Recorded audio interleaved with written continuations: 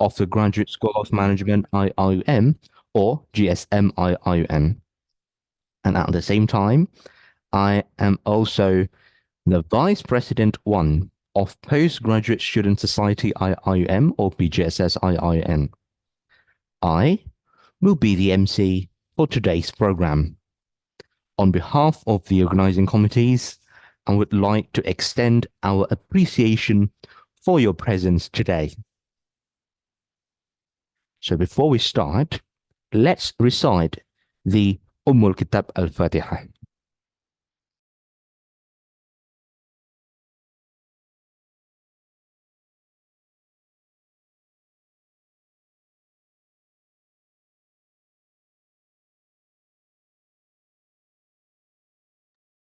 Amin ya Rabbal Alamin. And now, I would like to invite the attendants to get their attention ready as the program will begin soon. Your cooperation is appreciated. Thank you. So, on the first day, which is today, we will have many briefings. In the morning, we will be hearing speeches from distinguished speakers, as well as briefings on CPS and also our very own student society, Postgraduate Student Society, or BGSS. And later on, in the afternoon, we'll have a number of briefings from essential divisions and departments of IIUM. So everyone is encouraged to stay tuned until today's end of program. Okay, so now we should be going into the next agenda. Now we will be singing the national anthem of Malaysia, Negaraku.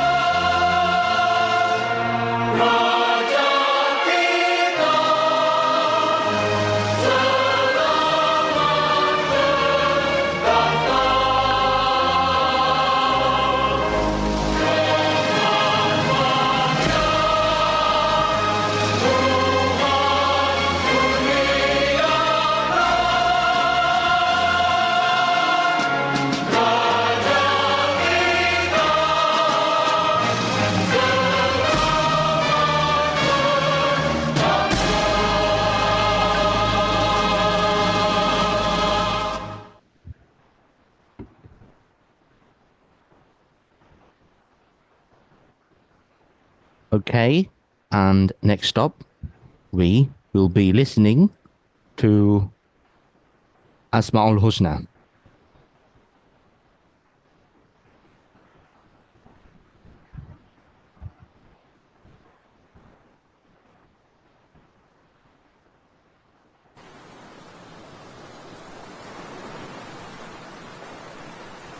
نسألك يا من هو الله الذي لا إله إلا هو الرحمن الرحيم الملك القدوس السلام المؤمن المهيمن العزيز الجبار المتكبر الخالق البارئ المصور الغفار القهار الوهاب الرزاق الفتاح العليم القابض الباسط الخافض الرافع المعز المذل السميع البصير الحكم اللطيف الخبير العليم العظيم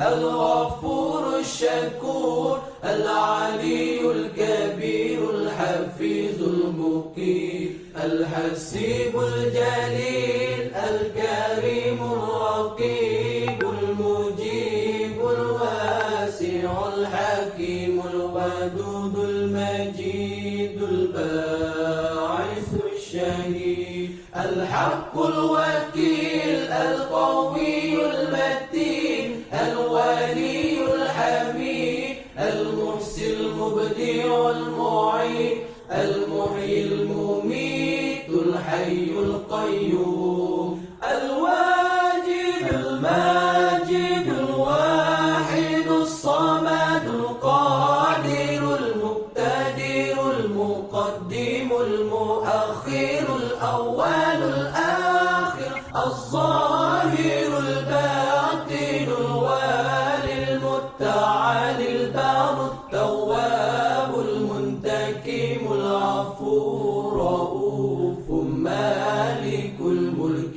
ذو الجلال والإكرام المقسط الجامع الغني المغني المانع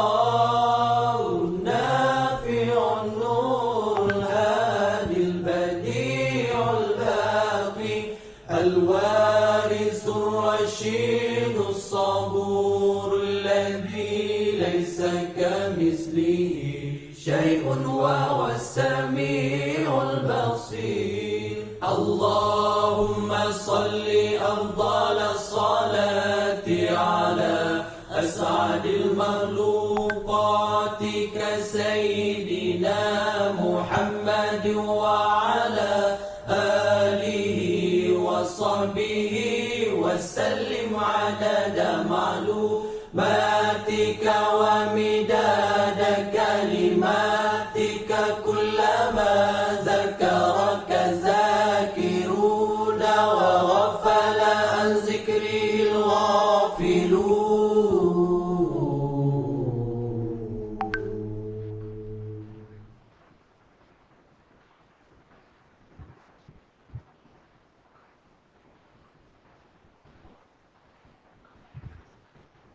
All right.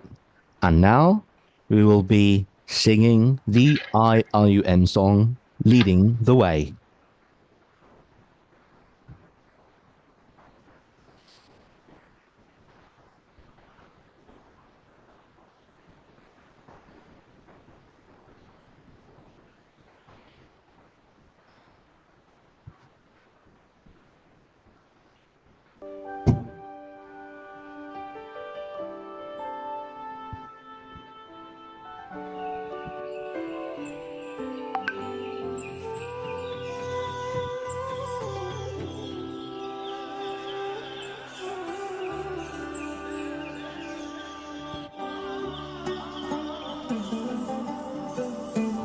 Let's lead the way, lighten the future, share the wisdom to the spirit of Islam. Revelation and reason, we shall excel, we shall prevail. Merging faith and knowledge, we the Khalifa, we will fulfill the Amana. Together, we make the world a better place. Forever, expand the culture of Iqra. IUM is to realize the meaning of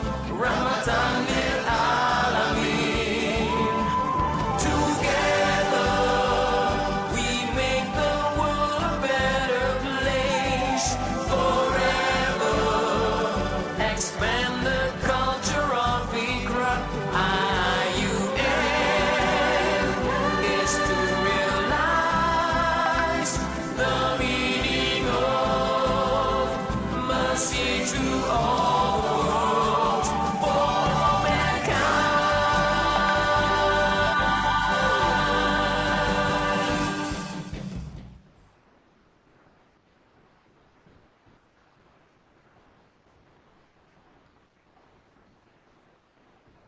All right, and those are the three videos on National Anthem, Asmaul Husna, and also IIM song, Leading the Way.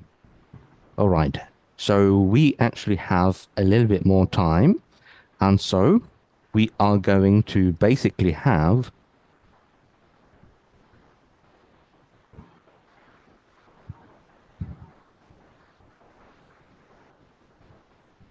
Yeah, say you're muted. excuse me, okay? So we are going to have a little bit of airtime before we officially start with the Rex's speech. Okay, so basically, we are going to talk a little bit about our student society here in IIM. Okay, specifically for the postgraduate, we have what we call as Postgraduate Student Society IIM or PGSS IIM. Now, for that, I would say the best person to be welcomed now is going to be Mr. Faiz Nakib, which is the president of PGSS IIM. Mr. Faiz. Thank you so much, Brother Yasir. Assalamualaikum warahmatullahi wabarakatuh, and a Alaikum very good salam. morning to everyone. I apologize, I would like to take some time before we proceed with the rector's speech. Just for to introduce to you about Postgraduate Student Society at IUM, and of course to welcome all of you here. I believe that first of all, I would like to congratulate all of you for making this decision. I believe that you have considered every single probabilities before just starting joining IUM, this garden of knowledge and virtue.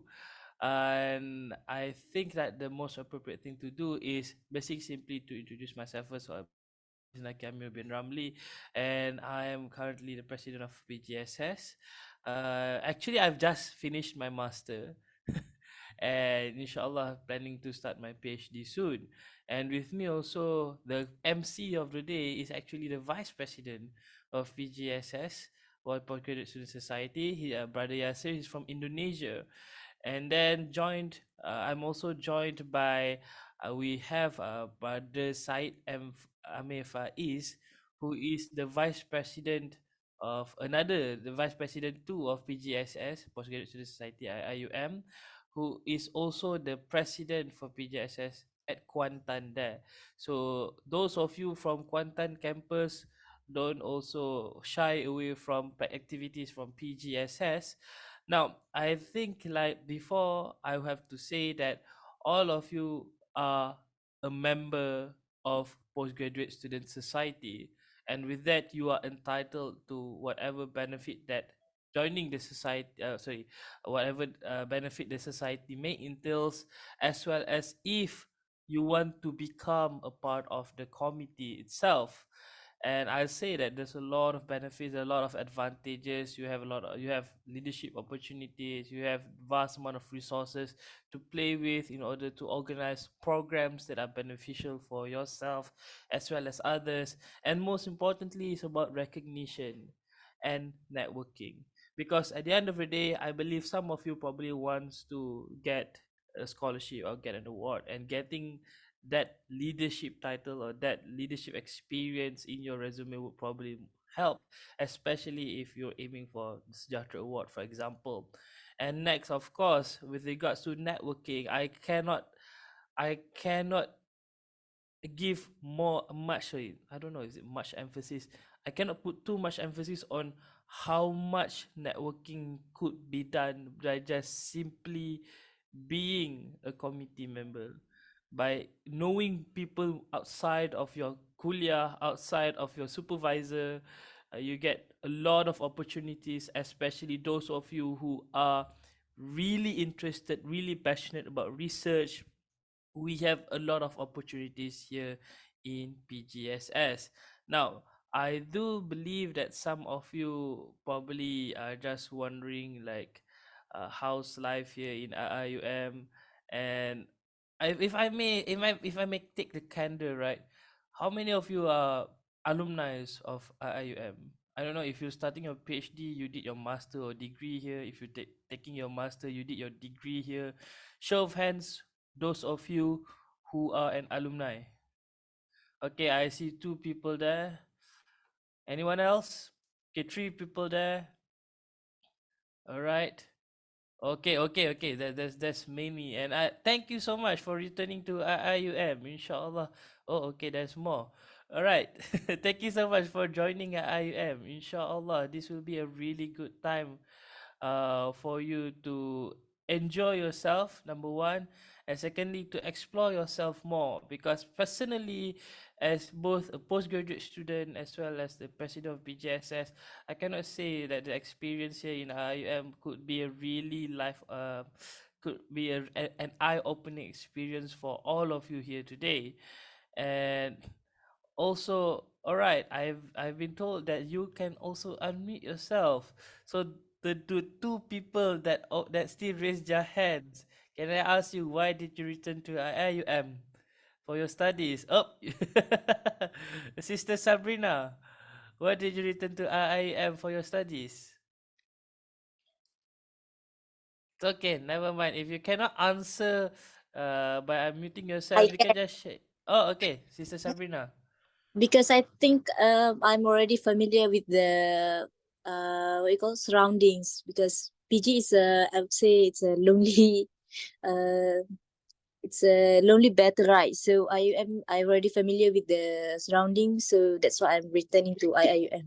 I see. I think that's just something that we would really hope to assist you with, to avoid that loneliness throughout your postgraduate studies.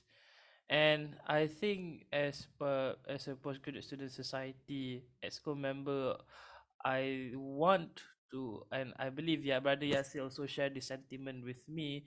We both want to try to assist, try to ensure that your journey does not is not oh your journey is not something that you go through alone. And especially those of you who probably did your to those of you took your PhD, you probably did your master during the COVID times. I understand how challenging that could be to yourself. But at the same time as well, what we try to do as a postgraduate as PGSS as schools is just try to expose all of you to people outside of of your circle, outside of your own discipline. So for example, I myself, I've Alhamdulillah, through PGSS, I've managed to meet with those from Kuliah of Education, some from Kuliah of Medicine as well, for my own research. So it helps you to have a lot of different perspectives when doing your study. And I think, like, for that very reason, I would like to encourage all of you to do join the activities, the programs, that if you don't want to join us as a committee, join the activities there. We have a number of programs planned for this particular semester, and also things like, for example, trips outside, also some research initiative.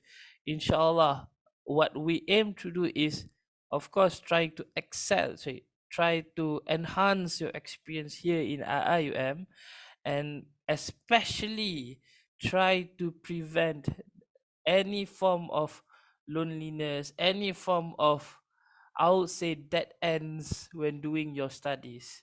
Now, I would like to again open the floor to anyone who probably wants to share why they choose IIUM, or why, simply, if you don't want to share why you choose IIUM, why did you choose to continue your studies? Anyone wants to unmute themselves? Or if you don't want to, you can chat in the box. Okay, Brother Al-Amin, you want to unmute yourself. Okay, go on.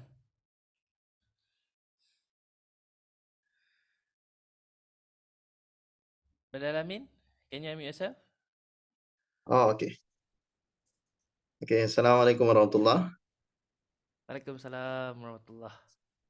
One of the reason that I want to further my study here in IIUM is because of its international atmosphere. Wah. Because I graduated from Saudi Arabia, and I don't want to lose my ability to speak in Arabic. Masya Allah. Don't worry about the international experience. Even among ourselves, even among the ESCO members, we have those from, we have those from Syria. We have those from, I don't know, maybe not Arabic, but Pakistan. Those from Nigeria. Brother Yasir is from Indonesia. So even among ourselves, we have this one brother, a Malay brother, who graduated from Morocco. So I think he's like yourself. You know, he had the experience of graduating outside and coming here, and he is still exposed to the very same environment that an international institution could provide.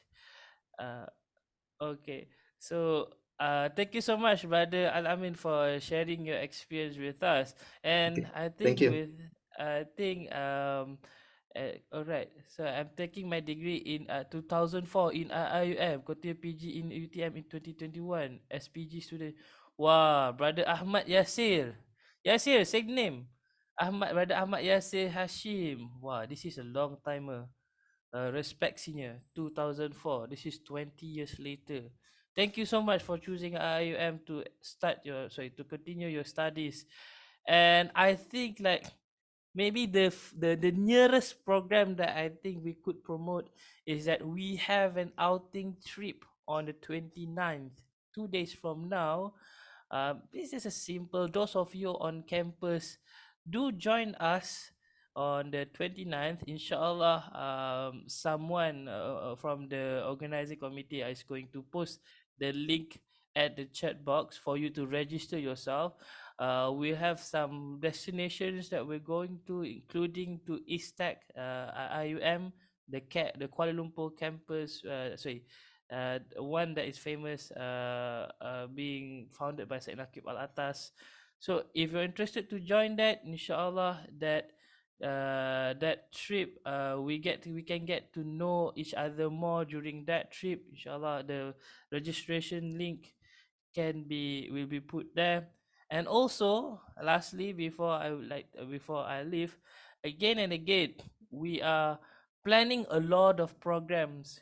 We want to contribute as much as possible. Let's forget outside society for a while. My priority will be the postgraduate community themselves. So for that purpose, if you have the drive and if you have the commitment, the time that can be used for the benefit of others, we will also post a link for registration, for recruitment for our committee, our secretariat committee itself, our postgraduate student society committees for you to join. Trust me, you get the networking, you get the recognition, you get a lot of experience, personal development, and especially I would like to encourage those of you who had never, maybe during your degree or master life, you have no chance of joining student society. Come join us, inshallah. There's a lot of things planned, there's a lot of things for the future. I think that's all from me. Back to you, brother Yasir, to proceed. Thank you Salam. very much. Wa alaikum salam warahmatullahi wabarakatuh. So thank you very much, Mr. President. Okay, and once again, to all of you, welcome. Okay, to the Taaruf Week, and we also hope that you got some insights already about our Postgraduate Student Society, or PGSS. Well, now we have to proceed to the next agenda, and so it would be the welcoming speech by Professor Emeritus Tan Sri Dato' Zulkifli Abdul Razak, the Rector of IIUM. Dear Tan Sri, the floor is yours.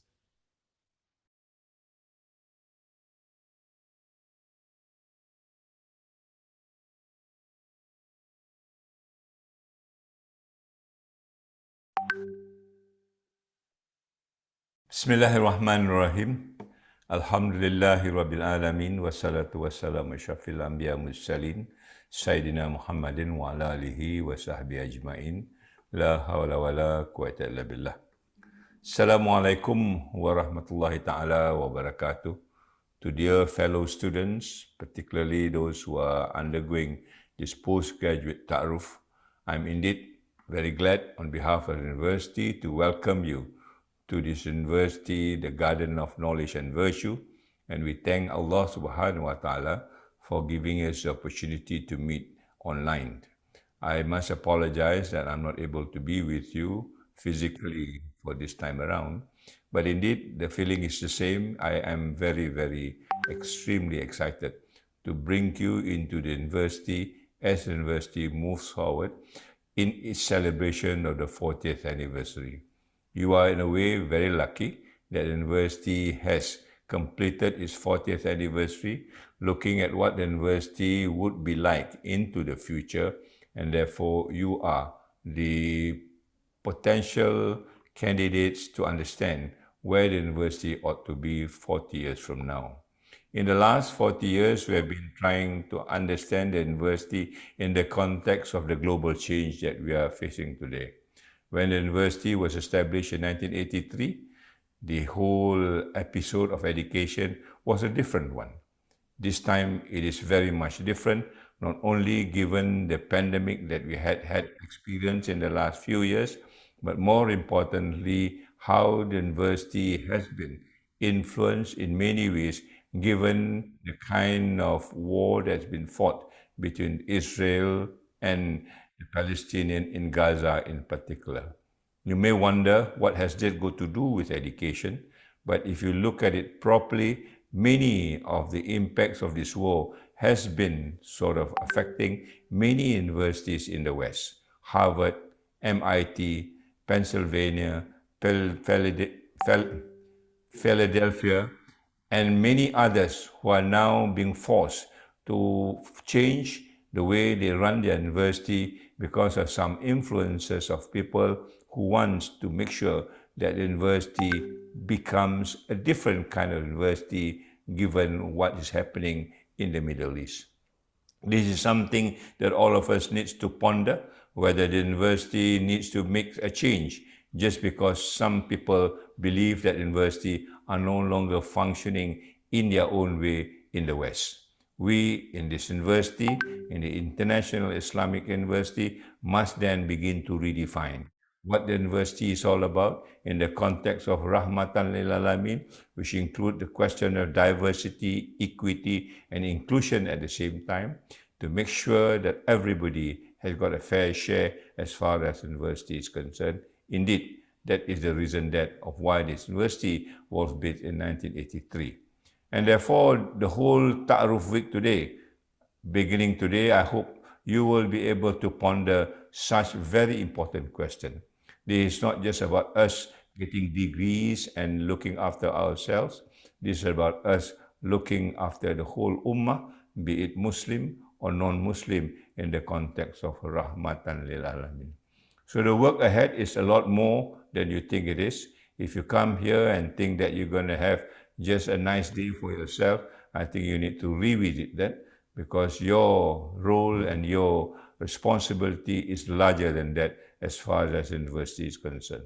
So I wish you well. I wish you will have a fine time in redefining, understanding, deepening of what this university is all about, and making sure that this university serves its purpose, as we have mentioned in our vision, for the betterment of human life and civilization. So on that note, wabillahi taufiq wa hidayah. Wassalamualaikum warahmatullahi ta'ala wabarakatuh, and thank you. Wa alaikum salam wa rahmatullahi wa barakatuh, dear Rector. So thank you for the welcoming speech for our Rector. Not only it's eloquent, but also eye-opening, because he mentioned about the issues of the world. Okay, next up, we will be hearing the welcoming speech of the Dean of the Center of Postgraduate Studies, or CPSIRUM, Professor Dr. Shahrul Naim Siddiq. Dear Professor, the time is yours.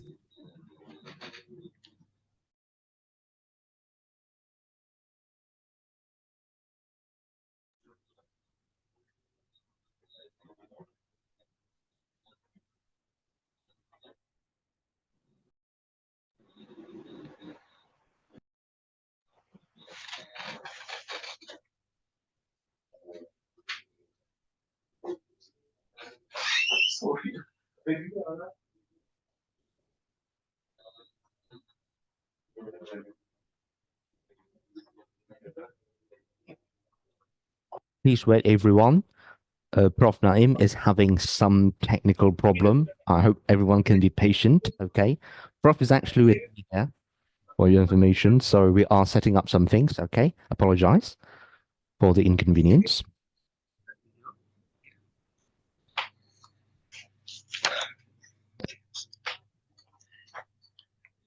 All right. Sorry, guys. Sorry for the small hiccup. Can I start, Mr. Speaker, Mr. MC? Yes, Brother Prof. Yasir? Naim. Yes, Right. Prof. Naim. Okay, thank you very much, Brother Yasir, for your call for me to give this speech. My dear respected new postgraduate student of RIUM, brothers and sisters, Assalamualaikum warahmatullahi wabarakatuh. Actually, I am very happy today as a Dean of Center for Postgraduate Studies at this University, International Islamic University. I would like to extend our warmest welcome to our new cohort of postgraduate students. Your presence actually has marked the beginning of this exciting journey, one filled with challenges, discoveries, and immense personal growth.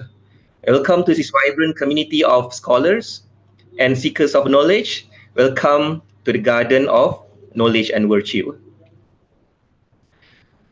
My dear student, as you embark on this journey of higher learning, it is crucial to reflect upon the reason that have brought you here.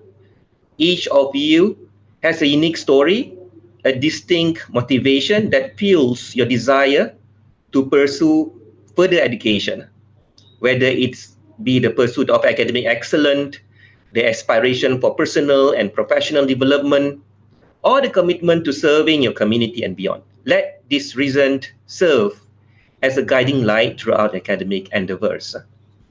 However, dear student, let me emphasize that the journey you are about to undertake won't always be easy. There will be a moment of doubt, moment of struggle, moments when you may question the path that you have chosen. But remember, it is during this time of adversity that your true strength and resilience will shine through. Stay steadfast in your commitment to your goals, remain focused in your study and on your purpose, and never lose sight of this incredible potential that lies within you. And consistent is the key. Rome wasn't built in a day, and neither will your academic and personal achievement be realized overnight. It is through consistent effort, dedication, and perseverance that you will make meaningful progress towards your aspiration. Set realistic goals, break them down into manageable steps, and approach each day with determination and enthusiasm. Remember, every small step forward is a testament to your commitment to excellence and a building block for your future success. Furthermore, I urge you to not only focus on the destination, but also to relish in the journey itself. Embrace all the opportunities to engage with diverse perspectives, to challenge your own assumptions, and to explore new horizons of knowledge. Take advantage of rich intellectual environment that our university offers, and CPS offers in particular, and seize every opportunity to learn, grow, and expand your understanding of the world around you. Here at the Center for Postgraduate Study, our mission is clear. That is to foster a dynamic and inclusive learning environment, and empower students to excel academically, professionally, and ethically. We are committed to providing you with the resource, support, and guidance you need to thrive during your time here and beyond. I am here. You can always consult me. Whether it is be through innovative research initiative, interdisciplinary collaboration, and impactful community engagement, we will always strive to equip all of you with the skill and knowledge necessary to make a positive and lasting impact in your respective fields. In conclusion, my dear student or postgraduate students, as you embark on this remarkable journey of discovery and self-discovery, I encourage you to embrace the challenges. Again, cherish the moment of growth and celebrate your achievement regardless of big or small. Please celebrate them. Stay true to your purpose, remain consistent in your efforts, and above again, never lose sight of the incredible potential that lies within you. Welcome once again to this International Islamic University Malaysia, and may your time here be filled with endless opportunities for learning, growth, and success. Thank you very much. Assalamualaikum warahmatullahi wabarakatuh. Waalaikumsalam warahmatullahi wabarakatuh. Thank you so much, Prof, for the welcoming speech. That is also inspiring. Thank you, Prof. So with that said, we may now move with another briefing, which will be given by Assistant Professor Dr. Nur Amali Muhammad Daud. He's the Deputy Dean, Academic and Internationalization, CPS-IIUM. Dear Dr. Amali, the stage is yours. Okay.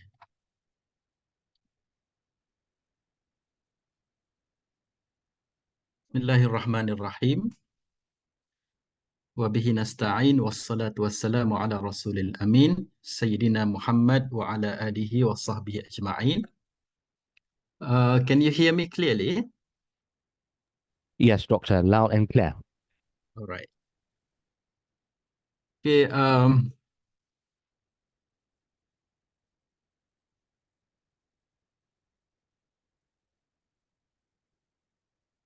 I'm sharing my slides here.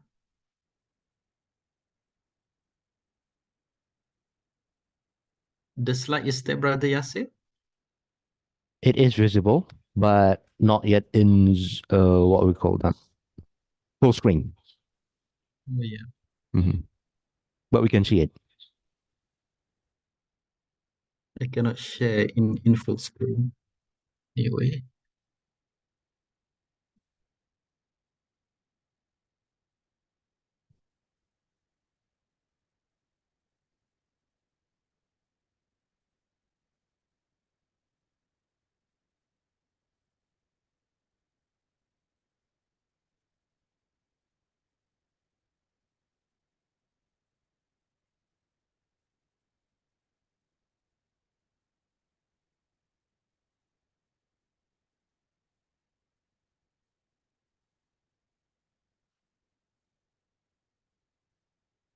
All right. Okay, Bismillahirrahmanirrahim. Thank you very much, Brother Yasir, the moderator for this morning session. Honorable Dean of CPS, Prof. Shahrul Naim, my fellow colleague, representatives of Postgraduate Student Society, and my beloved new postgraduate students of IIUM, Semester 2 intake for 2023-24 academic session. It is my great pleasure to be here with you in this virtual meet and greet session. Welcome to IIUM, the Garden of Knowledge and Virtue, and ahlan wa sahlan wa marhaban bikum. Congratulations to all of you for having secured your postgraduate place at IIUM. And whatever route you came to be here, you have made a wise choice, I believe, in selecting IIUM as your place for postgraduate studies. And of course, among those who are present here this morning, alumni of IIUM, now you are reconnecting with your alma mater. And for newcomers, I wish you all the best. Enjoy your study here. You have truly immersed yourself in the lively, diverse, vibrant, and warm community of IIUM. And I pray to Allah subhanahu wa ta'ala's blessings to be with you in your academic pursuit and seize all array of opportunities while you are here to learn, to relearn, to unlock your potential that you have, to grow, to discover who you are, and also to make difference to the ummah and to the world, to create the world in a better place. And at CPS, we are here to support, to sustain, and to facilitate your intellectual journey. My highlights this morning session on these following items. I will brief you about our Center for Postgraduate Studies, and the services offered by our center. I will also brief you about some postgraduate policies and regulations related to academic, registration, examination, research dissertation or thesis, graduation, and also a list of scholarships. So hopefully this overview, you will have a brief idea or general idea before you further embark in your intellectual journey. Of course, later on, the kuliah will have a detailed briefing session for each and every student. So for this purpose, my briefing will be on general overview of these policies. So for the Center of Postgraduate Studies, our center was established on July 1st, 2000. It aims at creating an environment which stimulates and encourages both intellectual and social exchange among postgraduate students. Our mission, our vision at CPS is to become a globally recognized center of choice for graduate students. And to materialize this vision, we are trying our best to enhance ecosystem for research, learning, and support. We inculcate quality research culture. We enrich postgraduate experience, as well as promote and facilitate postgraduate programs. So these are our mission. Management team of CPS comprised of the Dean, Prof. Shahrul Naim, and assisted by 4 deputy deans, me, myself, in charge of academic and internationalization. We also have Deputy Dean for Responsible Research and Innovation, Associate Professor Dr. Azhar Ibrahim. We also have Deputy Dean for Kuantan Campus, Associate Professor Dr. Azlina Daud. And we also have Director for overseeing administrative matters at Center for Postgraduate Studies, led by Madam Maswa Mokti. At CPS, we also have different units led by this executive team of CPS. For admission and record, we have Brother Ihsan in charge of admission and record. We also have examination and graduation unit headed by Sister Nur Fariha. For student academic development, Sister Aniza Shaharin. Viva Voce and management of Viva Voce will be headed by Sister Nur Damia Kistina Ibrahim. We also have units for student affairs and scholarship, Brother Amir, and we also have officer at Kuantan in charge of postgraduate matters at Kuantan campus, Sister Nur Kamilah Jihan Zaino.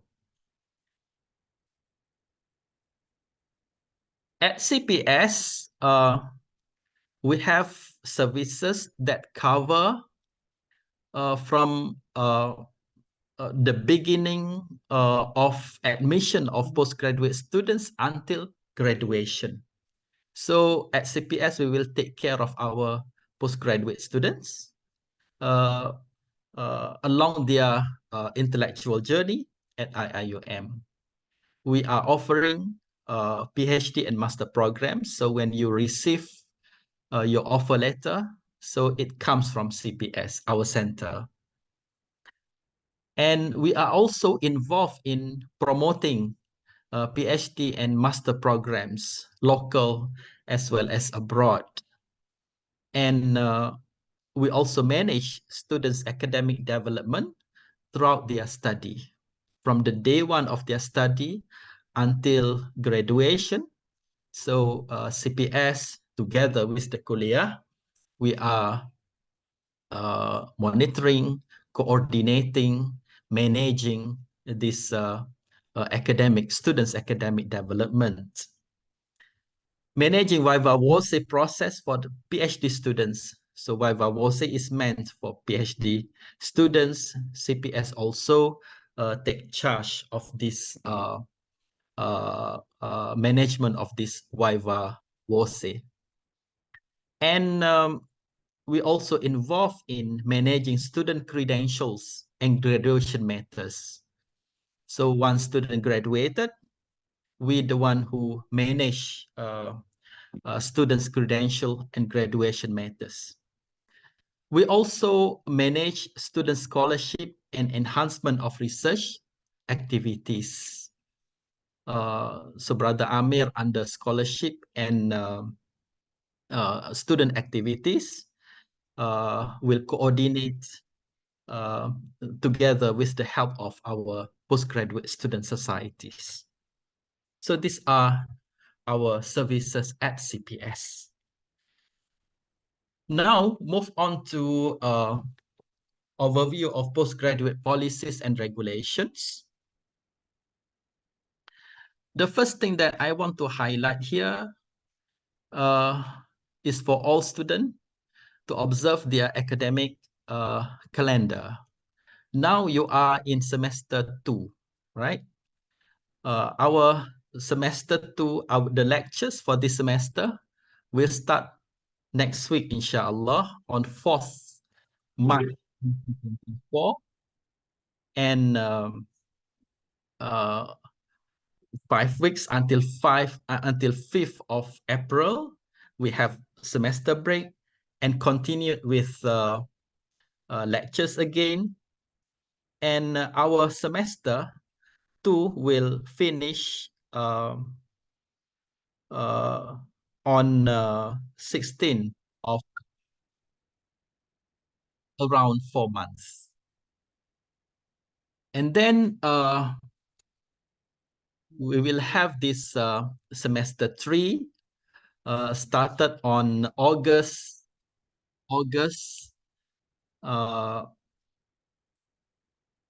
until September, and we will have semester 1 for session 2025 started on October.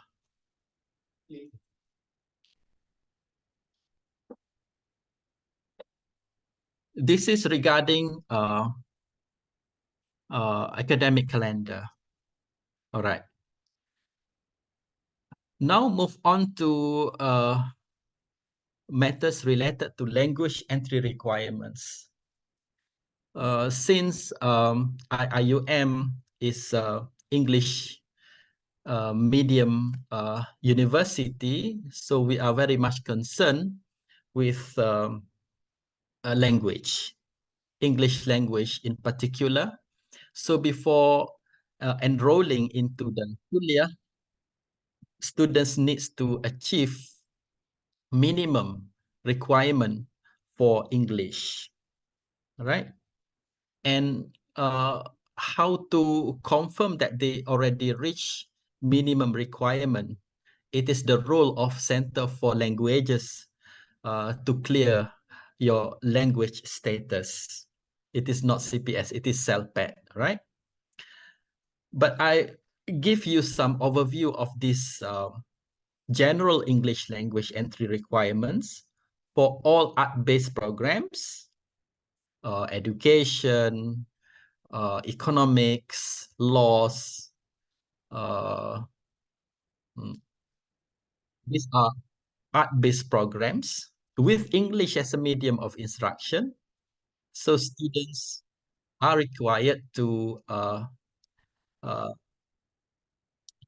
obtain minimum requirement. For example, IELTS 6.0, EPT English placement test conducted by the university 6.0, or for Malaysian student or those who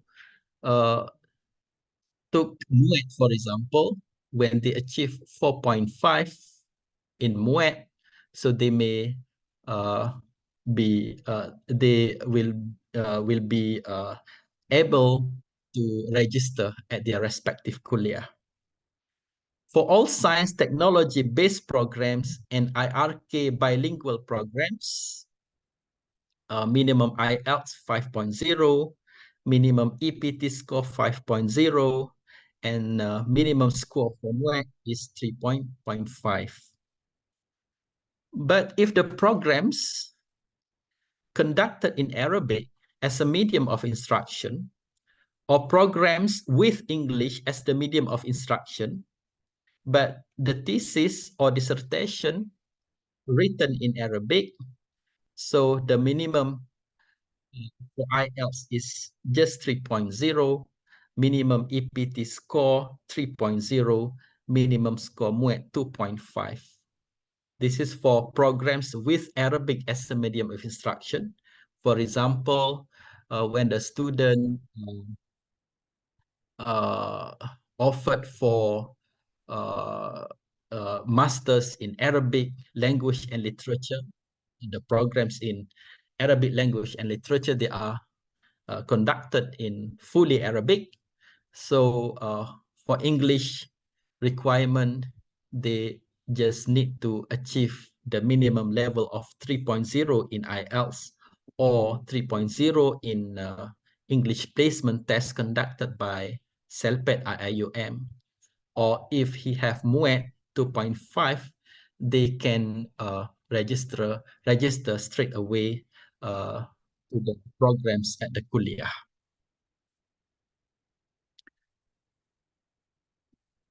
This is regarding general English language requirement test. We have specific English language entry requirements as well, set by different kuliah. For example, in kuliah of education, when the student enroll in Master of Education, and the program is teaching English as a second language TESOL, so the minimum IELTS should be 7.0, minimum EPT score 7.0, and for MUET 5.0. This is specifically meant for Master of Education, TESOL, right? And we also have specific English requirements set up by kuliah of AHAS KIRKHS. For example, IRK programs with Arabic as a medium of instruction. thesis or dissertation is written in Arabic. So the English requirement, as I mentioned before, 3.0 for IELTS, 3.0 for EPT, 2.5 for MUET. But for programs of English language studies, English literature studies, and applied linguistic studies, students are required to have 7.0 IELTS. Program is not required any EPT test. They just receive IELTS as well as MUETs to enable students to register in their respective programs. And programs of IRK with English as a medium of instruction or thesis written in English or coursework or mixed mode. So this requires 6.0 IELTS, 6.0 EPT test, 4.5 MUET. So these are the specific requirement for English language. We also have specific requirement for Kuliah of Language and Managements. You may find that in our rules and regulations. Specific requirement for IBF, specific requirements for ICOL, specific requirements for Kuliah of Medicine. But Kuliah of Medicine, the student may able to register to their respective program straight away because the language requirement is for graduation only, not for enrolling in the programs itself. And this is regarding the Arabic requirement, minimum requirement. All programs with Arabic as the medium of instruction, student must obtain minimum requirement of 7.0, right? This is meant for all programs with Arabic as the medium of instruction. All programs with English as the medium of instruction and the thesis dissertation is written in Arabic, the minimum requirement for Arabic is 7.0.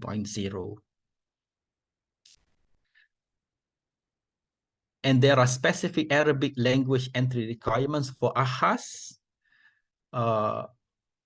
with medium English as the medium of instruction.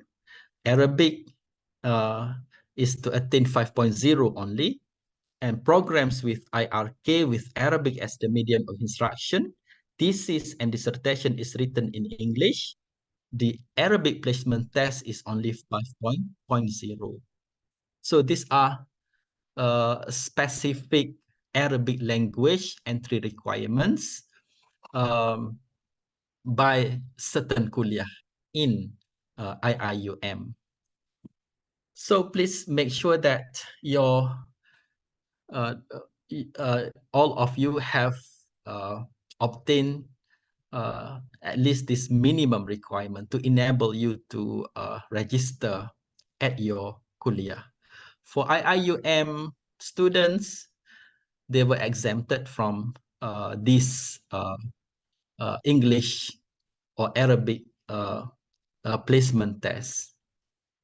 And as well as those who are from institutions that using English as a medium of instruction, or those their English is or Arabic is natives, they are from native speaking countries, English or Arabic, they were also exempted from these requirements.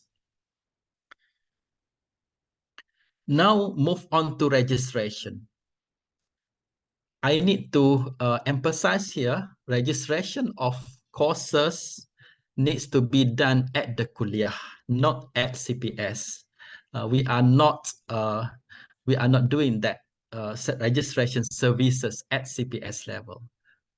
Registration of courses to be done at the kuliah, and IIUM provide students with iMa'lum through iMaklum, they may able to activate their student status, and they may able to register courses and other related academic services. So you need to activate your student portal to enable you to register courses or to do whatever related academic services. In iMaklum, you may find these following modules. You may able to register courses.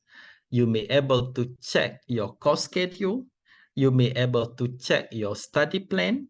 You may able to check online or app drop of course. You may able to access to iMonitor system. iMonitor system, I will brief you later. And you may able to generate financial statement as well through this iMaklum. Okay. For course registration policies, we have these three modes of programs. We have coursework, we have mixed mode, we have research. And all these modes of programs are there in your offer letter. And if you want to change mode of study, for example, from coursework to mixed mode or from mixed mode to research, you may do that, but you need to apply officially. A student can apply to change his mode of programs once while studying.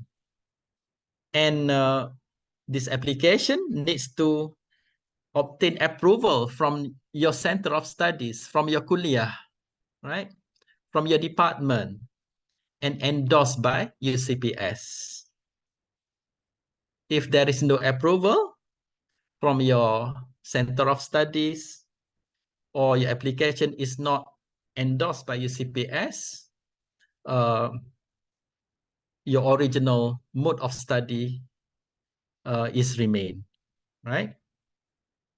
And then change status of study, you may apply for change status of study, for example, from part-time to full-time or vice versa, for example. You may do that once in your study period, but subject to the approval of Center of Postgraduate Studies and endorsed by UCPS.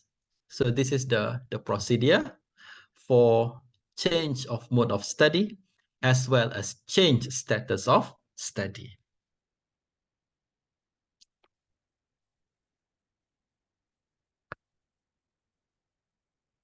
Course registration should be done online. But for new student, you may register for courses after enrollment. For course registration, a student is required to maintain a registered status in a regular semester throughout the period of his studies. A student shall not be allowed to register a course after 1 week from the beginning of a regular semester or 3 days from the beginning of short semester.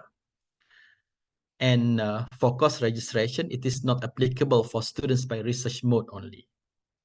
Students, if they not register, it will appear in the system and are not registered. And if he or she fails to register any course by the 4th week of the semester, meaning that after 4th week of semester and the students still not register, so an R status will appear in the system. And during this time, the student must apply for a leave of absence or appeal to register for courses. But by week 12 and the students still in NR status, there is no choice, but the status will change to TR or terminated. So this is according to the rules and regulations of postgraduate studies at IIUM. By week 12, the student who has an non-registered status or NR shall be terminated from studies. If the student want to apply for leave of absence, they may do that. And the application for leave of absence, LOA, maximum is 1 academic year. If the student want to apply for leave of absence more than 1 year, he or she must obtain approval from the Dean's Council meeting and endorsed by Senate. And any application for leave of absence shall be made through the respective center of studies. Okay. This is the schedule of registration of courses for master mixed mode. Students may register, expected semester to register, semester 1 and 2. Research proposal, expected semester to register is during semester 2. And for mixed mode dissertation, semester 3 and 4.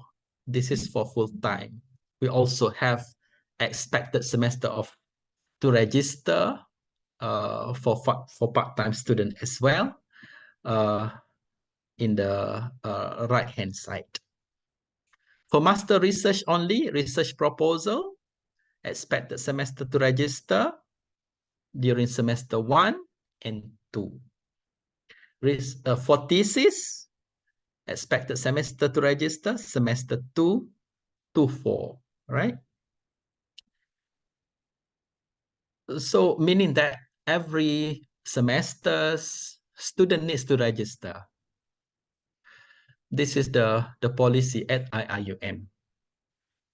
Whether registration is for courses or for research proposal or for dissertation or thesis, students needs to register. For PhD mixed mode, the courses, they expect the semester to register, semester 1 until semester 3.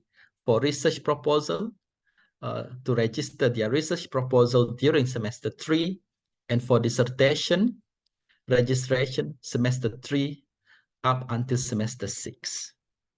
For research only mode, research proposal to be registered during semester 1 or 2, and for thesis to be registered semester 2 until semester 6. These are the registration of courses, registration of research proposal, and registration of thesis. Make sure everything, since you are students in IIUM, please make sure this registration process to be carefully observed. I also would like to share with you study period for your postgraduate studies, minimum as well as maximum. I focus here on full-time. We also have this study period for part-time as well. For master, student may able to finish their master's degree within a very minimum duration, 1 year. We have students who are able to finish within 1 year, meaning that during, if they do mixed mode, for example, they also do their research or dissertation activities, and they are able to finish everything by 1 year. This is for master. Normal duration is 2 academic years, and maximum duration is 3 academic years. For Master of Education Counseling, full-time, minimum duration is 2 years because they subject to professional bodies. The professional bodies requested whatever program related to Master of Education in Counseling needs to be within minimum 2 years. Normal duration, 3 years, and maximum duration is 4 years.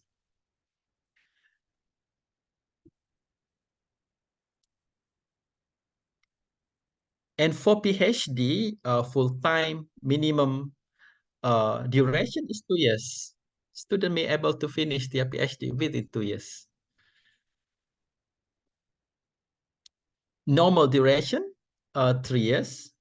We consider normal duration or minimum duration as a graduation on time or before time, right? And then maximum duration for PhD is 6 academic years. For Kuliah of Medicine, clinical master programs, minimum duration is 4 academic years. And normal duration is 4 academic years. Maximum is 7 academic years. So these are the study period, minimum and maximum. What happens if the student want to extend their study period? If the student has exhausted the normal study period, they must apply to UCPS upon the recommendation of the Kuliah Postgraduate Committee for an extension of his or her studies.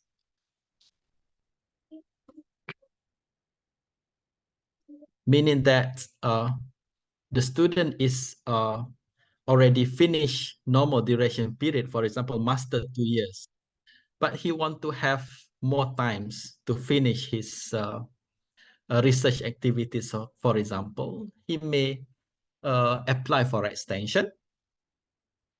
The procedure is they need to get the recommendation, apply to the kuliah, and need recommendation from the kuliah.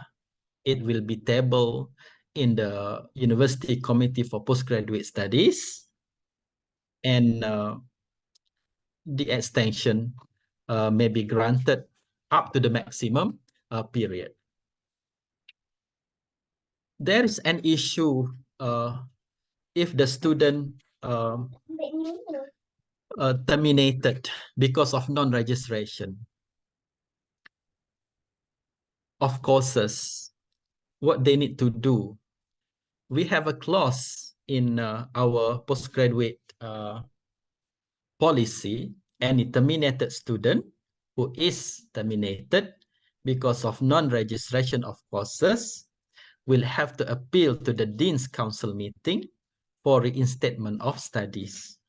Dean's Council meeting may approve or reject the appeal for reinstatement within 12 months after termination, and reject the appeal for reinstatement beyond 12 months after termination, or recommend to the Senate for approval. So these are related to reinstatement of studies due to non-registration. I would like to share with you here policies related to examination. This is grades and grade points for evaluation of coursework as well as clinical programs. For other than Kuliah of Medicine and Kuliah of Dentistry, we are practicing this score 80 to 100, considered as pass with 4.0. 75 to 79 A minus, 3.67, extremely good, pass, and 70 to 74 B plus, 3.33, very good, pass, 65 to 69 B, 3.0, good, the remarks will be pass, So these are the practice here at IIUM. For Kuliah of Medicine, if student obtain more than 50 marks, it is considered pass. If it is less than 50, students will consider as failed. And for the Kuliah of Dentistry, clinical programs, grading system, 80 and above, the grade is considered as distinction. 60 to 79.9 pass, 59.9 and below fail, and 55 to 59.9 shall be called for borderline viva. So these are the practice at IIUM as of now. And for coursework evaluation policies, a student must attain a minimum CGPA of 3.0 to be eligible to graduate. So CGPA more than 3.0, eligible to continue studies or graduate. CGPA less than 2, subject to be dismissed. CGPA less than 3, credit hours less than 8, conditional pass. CGPA more than 3, fail 1 or more courses, conditional pass. 2.0, CGPA 3.0, first probation. And whatever course evaluation policies will be decided by your respective kuliah. We at CPS, we just follow based on this coursework evaluation policies. For research supervision, I would like to inform here that once you embark in research activities, you will be appointed a supervisor, and in certain if there is a need to have co-supervisor, you will have your co-supervisor as well, and the appointment of supervisor or co-supervisor will be decided by your kuliah based on the relevant expertise in line with students' research interests. And the student also have the right to choose their supervisor, and an application made by a student for the appointment of supervisor shall be submitted to the department with the written consent from the proposed supervisor upon the recommendation of Kuliah Postgraduate Committee. And a student may apply with genuine reasons to change supervisor. This is the right of the student. And all mixed mode students should be assigned a supervisor no later than the second semester of their studies. So this is in regards to research supervision. So the role of supervisor is to guide their students and to ensure that the students are progressing in their studies. To register for master's dissertation, student need to achieve CGPA 3.0 or above. Otherwise, we are not allowed them to register. The kuliah, in some cases, the kuliah will ask the student to change mode of program from mixed mode to coursework only if their achievement is less than 3. To enable student for registration for master's dissertation, his GPA is 3.0 or above and has completed at least 60% of the required coursework. He also successfully defended his proposal defense. The research proposal has been approved by the KPGC and within the study period or the approved extended study period. we have mentioned earlier about the expected semester to register research proposal as well as dissertation. This is for master's dissertation. And we need to look at the word limit for your research.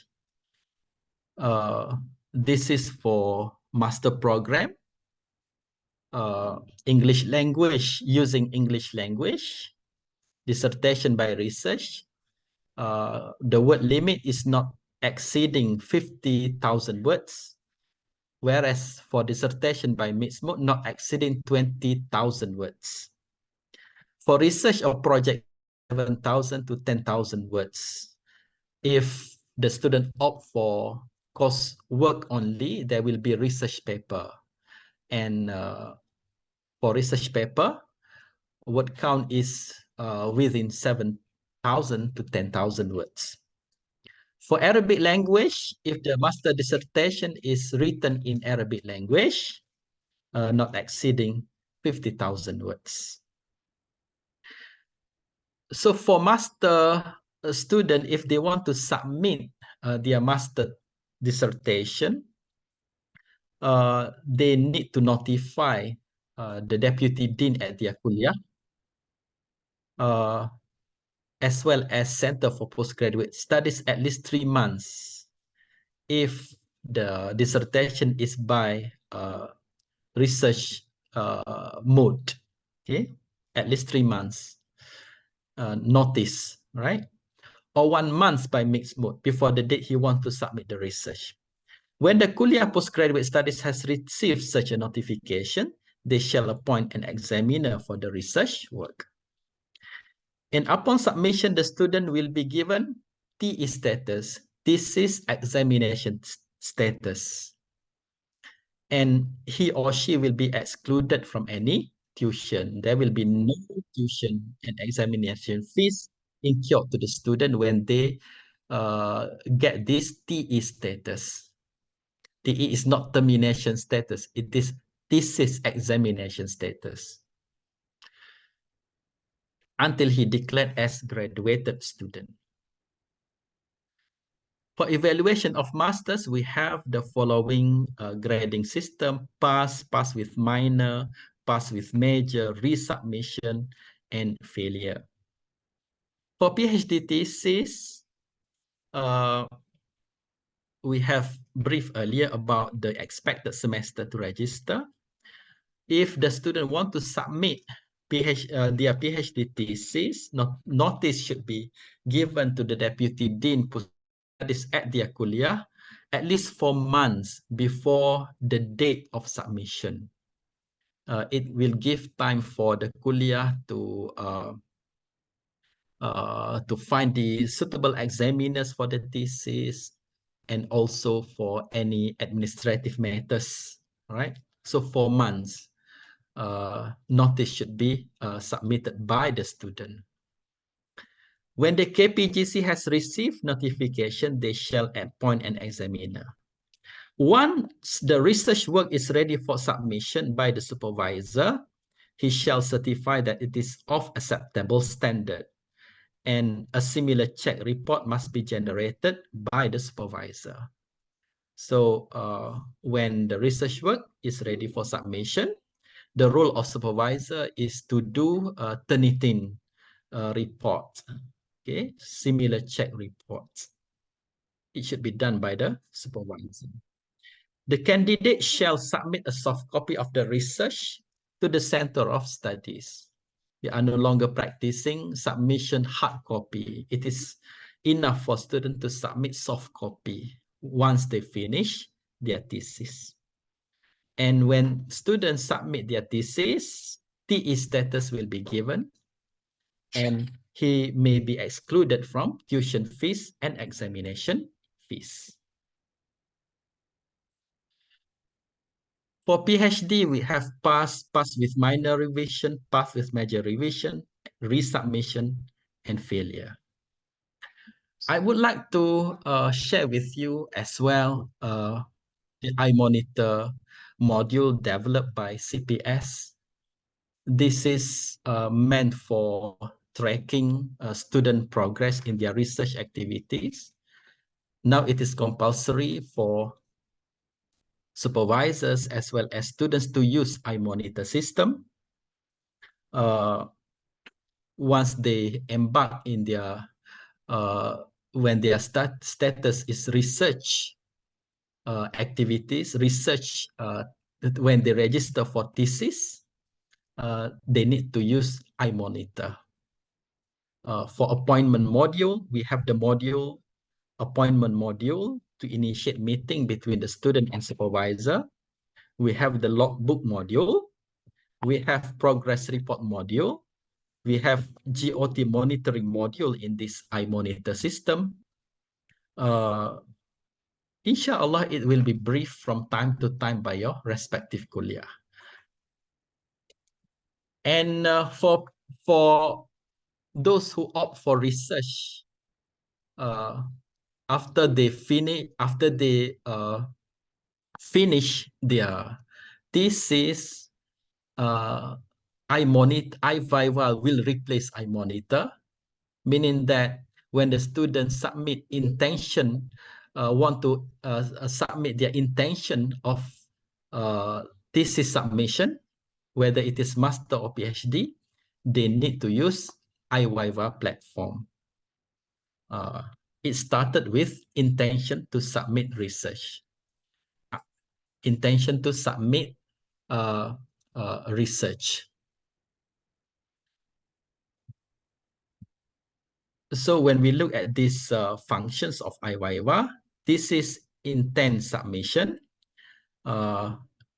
Student may send their abstract submission through this iViva, examiner selection by the kuliah, checklist, examiner appointment by the kuliah. We have student side as well as supervisor and administrator sides in iViva.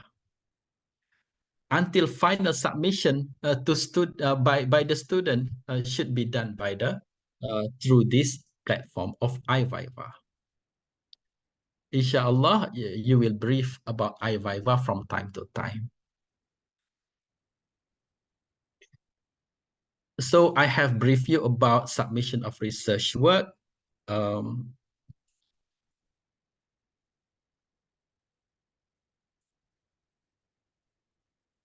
PhD, we have mentioned 4 months before the date of submission. This is graduation. To enable our student to graduate from postgraduate studies of IIUM, they need to make sure they fulfill all these requirements. They already fulfill language admission requirements. They attain a minimum of CGPA of 3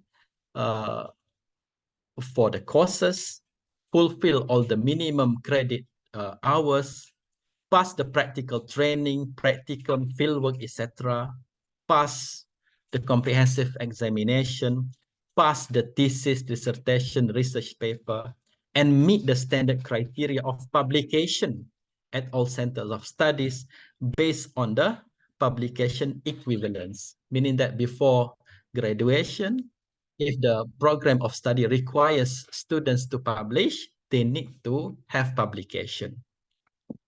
For master's degree, as of now, it is not required for the student to publish. For master's clinical specialist training, minimum publication equivalent is 0.3. Master's degree by research, minimum publication equivalent 0.6. For master's degree by mixed mode, not applicable to publish anything. Master's clinical specialist, master's degree by research, it is required for student to publish with minimum PE 0.3 and 0.6 respectively. For doctoral or PhD clinical specialist training, minimum publication equivalent 0.7, PhD by mixed mode or industrial minimum publication is 1, and PhD by research, The minimum PE is 2, at least 1 PE from index journal. So this type of publication you may count by yourself through this PE value. For example, if you already publish in index journal, you have PE value 1, right? Non-index journal 0.7, index conference proceedings 0.6, poster and non-index conference proceedings or any publication recognized by COS 0.3. So for example, if for master's degree by mixed mode in Kuliah of Engineering, they already achieve publication equivalent 0.3 through poster and non-index conference proceeding, they already fulfill the criteria of graduation. And for master's degree by research, if they, for example, publish combination of non-index journal or index conference proceeding 0.7 as well as 0.6, they already achieve minimum PE 1, right? PhD by research, they need to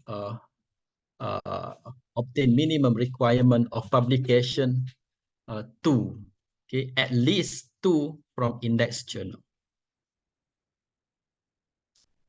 Conferment of the degree,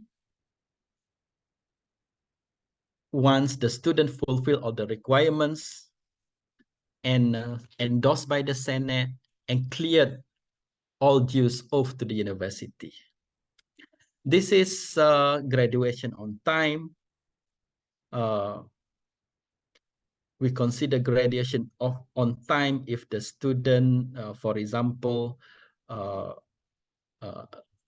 achieve or complete their studies within normal duration. Termination of candidature, student's candidate status will be terminated if he withdraws from the university and if he's found to have breached the disciplinary code as stipulated by the university. Our Center of Postgraduate Studies, we also have this financial assistance to the qualified postgraduate students. We have Sejahtera Award, Khair Award, Imtiaz Scholarship. So students may able to apply for these awards and the announcement will be given to the student through our CPS website. We also spell out the criteria for the eligible application for CPS Sejahtera Award, PhD, and also for masters. We have the criteria for this award. We have Imtiaz Award. This is meant for Malaysian students only, but for Sejahtera Award, it is for local as well as international. Khair Award is meant for students who obtain, who already on grant basis. Imtiaz Scholarship, this is meant for students who obtain a Royal Education Award from this university or obtain Best Overall Students Award, President's Award, or Rector's Award. This is in recognition of their successful in their undergraduate levels.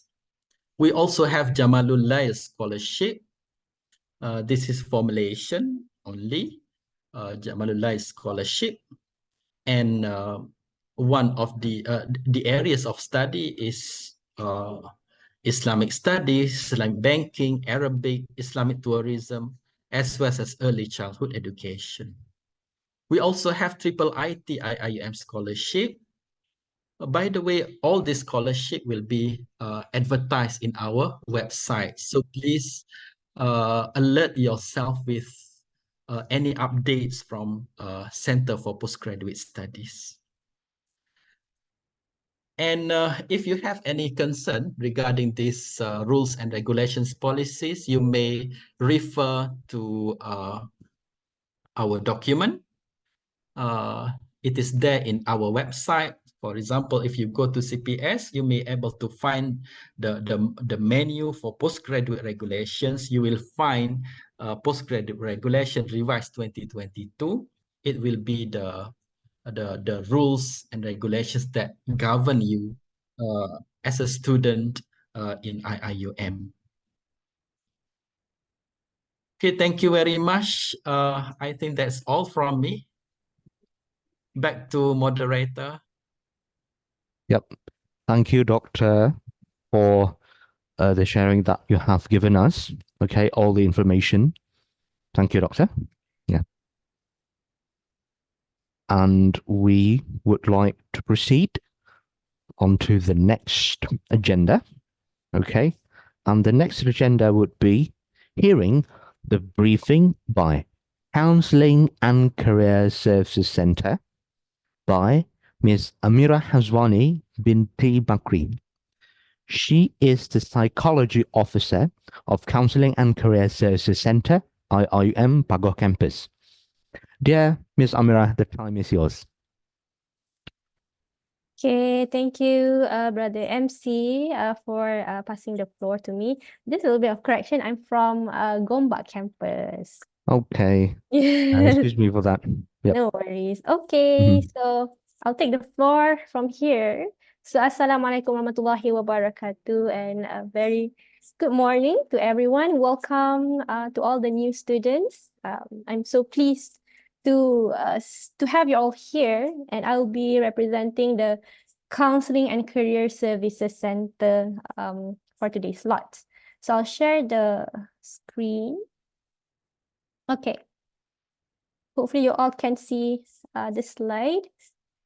All right, so if you have any questions, you can just ask me, you can just interrupt me. I'm more than happy to assist you, okay? So I will be briefing you all about CCSC, Counseling and Career Services Center. So basically, this is about us. I'm not going to read the vision and mission. So what we are is actually, we provide the main services for mental health help. So if you have any issues, you have problems, then you know who to find. So it is us. So we have 8 counselors and also a clinical psychologist here. So if you can see the picture down there, this is our team. The middle person is our director. We have a video for you guys to get to know us better after this.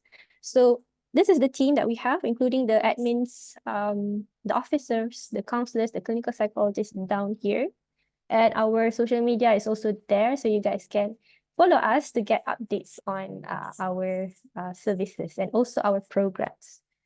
Just a bit about us, and yeah, so I'm gonna show you guys, I'm gonna let you guys watch the video that we have prepared for you guys. Okay, let me adjust the volume first because it was too loud just now. Let me check first. By the way, can you guys hear me? Is it clear? It Is is it clear? clear. Yeah, okay, Yeah. that's good. Okay. Let me adjust. Okay, I think this should be fine. Okay, you can enjoy the presentation first. Okay, this is from us.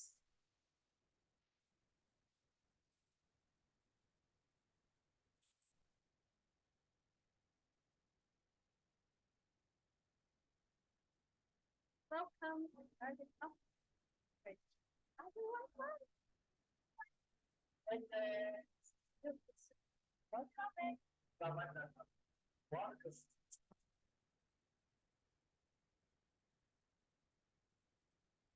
Counselors don't have any questions.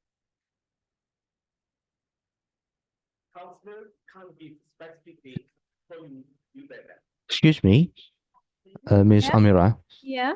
It seems like the audio is a bit unclear. Is it Perhaps unclear? you are have you shared also the audio? Okay, let me check. Hmm. Can I check the audio? Let me see. I'm so sorry. It's okay. Where can I check on the audio? Like when you share screen, have you tick the share audio option, if any? Okay, I found it. Hmm. Okay, Okay. let me just replay it again and can try to Hmm. see if you guys can hear.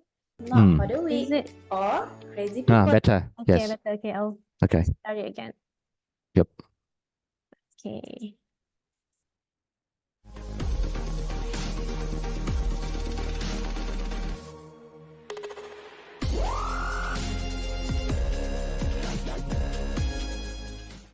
Welcome to the Garden of Knowledge and Virtue.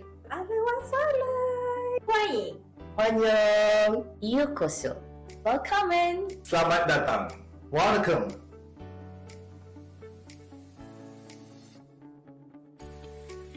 Counselors don't have any judgment or expectations on the client.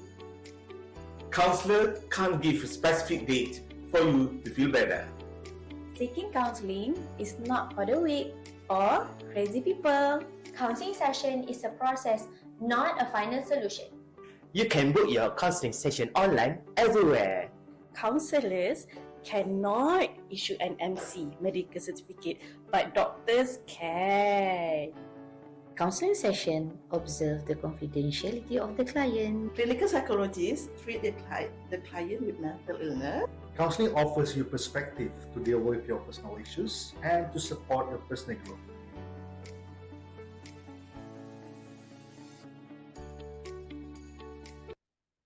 Okay, so that's from us, the team. So I'll just introduce you guys one by one to the counselors and also clinical psychologists so that you know who you are going to see if you are booking for the counseling session. So I'll just stop by the video just a while. I'm so bad at this technical thing. So sorry. It's not clear. Okay, this is me. Okay, Sister Amira. So you can call me Sister Mira. So my niche area is more on mental health. And also I deal with a lot of minority cases like disabled individuals, LGBT, sexual related cases, HIV patients. So if you have this case, you have this issue, you can come and find me. And then we have Sister Adila. Let me find the name. Sister, I'll just go by the sequence. So this is Brother Muhammad Nur Hafifi. So he is a senior psychology officer. So he is the head of the counseling unit. So he helps you guys with like academic issues, personal issues, social issues. So you can find him and talk to your problems to him. Okay. And then we have Sister Nora Haslina. So where's the name? Her name is not appearing. Okay, there. This is Sister Nora Haslina. So she is a counselor, but she's from the career section. So we are separated into two sections. We have the counseling sections and also we have the career sections. So counseling, we focus more on personal issues, psychological issues, while for career section, they focus more on career-related matters. Like if you have issues with your future past, or like your goals in terms of your career, you can find them and talk to your issues. Okay, this is Sister Nora Lina, counselor at the career section. And then we have Sister Aina Nadia. She is from the counseling section together with me. So she also deals with like academic issues, personal issues, like family issues. So you can find her. And then we have Brother Firdaus. He's not a counselor or a mental health professional. He's just an admin officer at the career section, and then we go to Sister Nadila. She's the head of the career section. So she is good at giving you career profiling, career assessment. So if you are unsure about your career or future goals, paths, you can see her. She's very good at it. And then we have okay, this is Dr. Nordina. She is a senior counselor, but she focuses more on the staff's well-being. But she also helps students as well. And her niche area is marriage and family counseling. So if you are married or you are in a relationship, you have family issues, she is the one to go to. She's very motherly, so I think you will get a lot of inputs from her. And then we have our one and only clinical psychologist. This is Sister Khaira Abdul Razak. So the difference between counselor and clinical psychologist is that for clinical psychologists, they provide clinical interventions and also clinical assessment. So for counselors, we deal with like daily issues, general mental health issues. But for clinical psychologists, they will give you the diagnosis. They will confirm that you have certain mental disorder or mental illness if you have. So for us counselors, we can't do that. So if like, let's say I, as your counselor, detect that, oh, you seem to have symptoms of something. So I will refer you to Sister Khaira, the clinical psychologist, to do the diagnosis and assessment. So she's the only clinical psychologist that we have. And she is under the clinical units. So that's Sister Khaira. And then last but not least, our Mr. Director, Brother Saiful Reza Mohammed. So he is a counselor and the director of our center. So our team is very small. These are just the clinical psychologists, the counselors, and officer of CCSE, not including the admin team. Okay, so these are our mental health professionals. Okay, now let's go to the next slide. Okay, the facility we have. Okay, so this is our counseling section. Okay, this is the main entrance. If you can see on the right side, this is the main entrance to the counseling section. So like I said just now, if you need help in terms of your personal psychological issues, you can come here. Okay, and when you walk in, you can see the waiting area, the front desk, the front desk there. So this is where you wait while the counselor is coming to you. So there is a waiting area there. Okay. And then in the counseling section itself, we have very interesting facilities. So on the left side, we have expressive art therapy room. So this is where we do like art sessions. Like for example, I usually do my sessions here because I love incorporating arts into my therapy. So we can do drawings, we can do letters, journaling. There are a lot of materials here. We have watercolor, we have art utensils, so many things there, and it's so chill. You can just lie down the bean bags. You can pretty much do relaxation here as well. So this is our expressive art therapy room. It's very vibrant to represent the artistic side of us.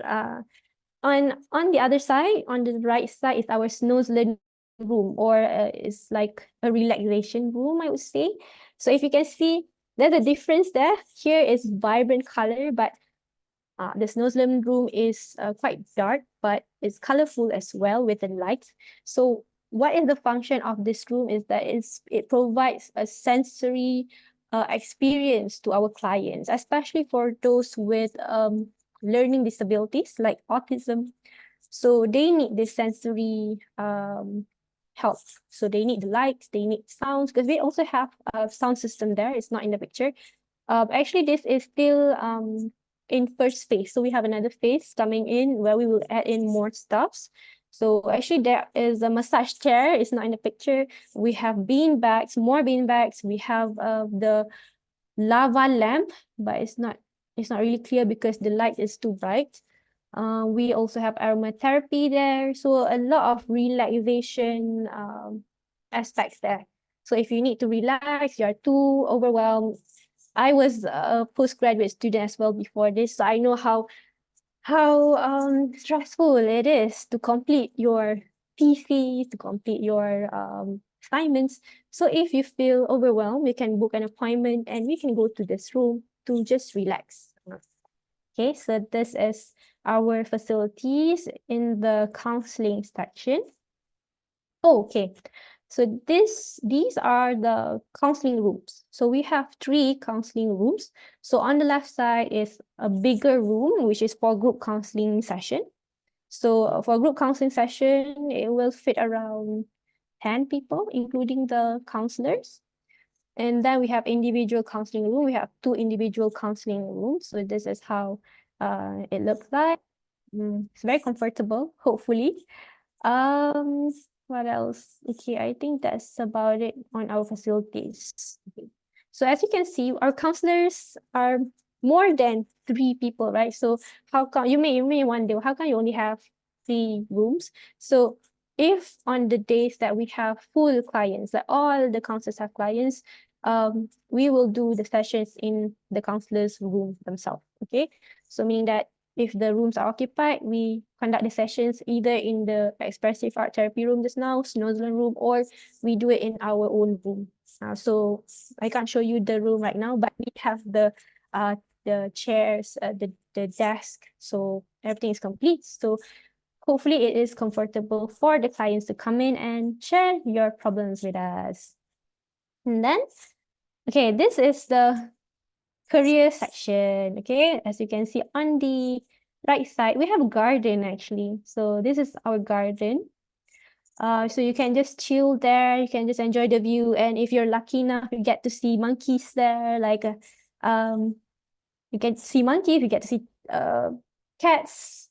So many things that you can experience there, hopefully. Actually, we want to do horticulture therapy here, but it depends on the time that we have programs, we will do the horticulture therapy there.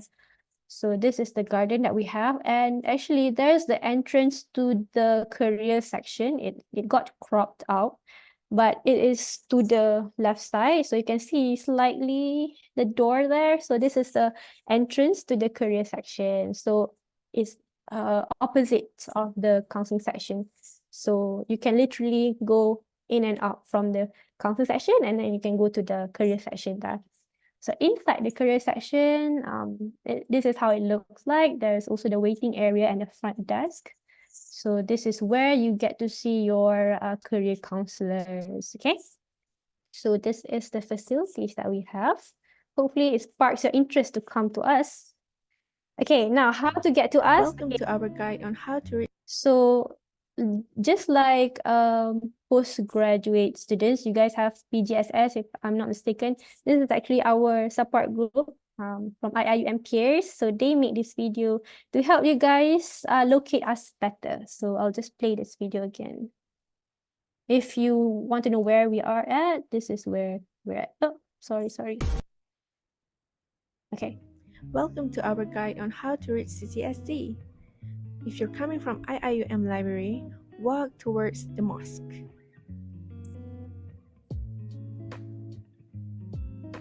Once you see Sultan Haji Ahmad Shah Mosque, then continue walking to the left side of the mosque.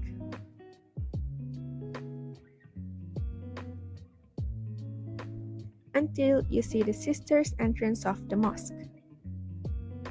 Continue walking towards the left until you see Muhammad Abdul Rauf building. From here, turn left and then turn right, and if you see STAD, you are heading the right way. Then walk forward until you see CCSC. Alternatively, if you are coming from the famous IIUM bridge, walk towards the mosque. Once you see Sultan Haji Ahmad Shah Mosque, turn right from there and just walk straight forward that way.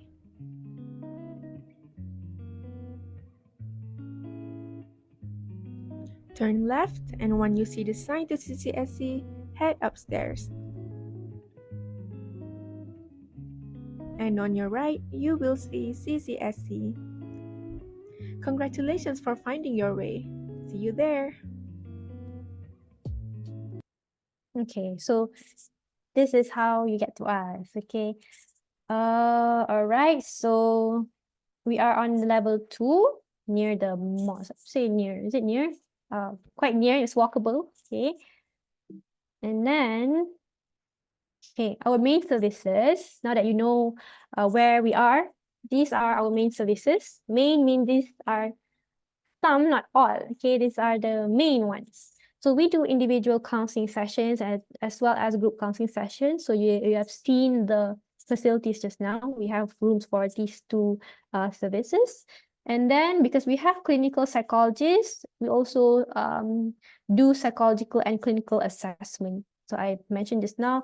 If you need diagnosis for your condition, then Sister Kyra is there to do the psychological and clinical assessment. She can provide the diagnosis. And then we have career consultation. For example, if you want to do resume checking, so this is one of the career consultations that you can have. And for our career section, sometimes they also do mock interviews, so you can prepare yourself to go for interview session. So you can do the mock interview with them. And then we also have mental health and well-being programs. So if you want to know what programs that we are having, you have to check on our social media. So I'm gonna show you guys the social media later. We usually promote the programs on our social media. We have a lot of programs that you can benefit from. So make sure you guys follow our social media later, okay? So these are the main services that we have. Okay, and then, okay, this is the important part, how you can book for counseling session. Okay, so it can be done online. It's very easy. You can do it anywhere, everywhere, anytime that you can. Okay, so let's see the step by step on how to book for a counseling session. Burnout, anxious, lost, restless, stuck? We're here for you. But first, you need to book an appointment with us so that we can help you better. This is how you do it. Head over to iMaklum website, log in, enter your username and your password. Now that you're logged in, go to the sidebar and choose My Services. And then you can scroll downwards until you see Counseling Sessions. Then you can click it. Next, click on the appointment and click the concerns that you have. You'll be redirected to the counselors list and you can click on the counselors that you like. Click the Book Now buttons according to the selected date and day that you like, and that's it. Now that you have booked your appointment, remember to come on the date and time that you have selected, and hopefully you will get your problems sorted. Okay, I saw the question just now. How much the payment for counseling session? It is free. So there's no charges at all, even for the clinical assessment. So that's why we are the main mental health service provider here. So if you go outside, you may need to be paying, but with us, there's no charge at all. Okay. So let me go through slowly. Just now, I'm scared if the video is too fast. So let me play it again. Let me just go walk through with you slowly.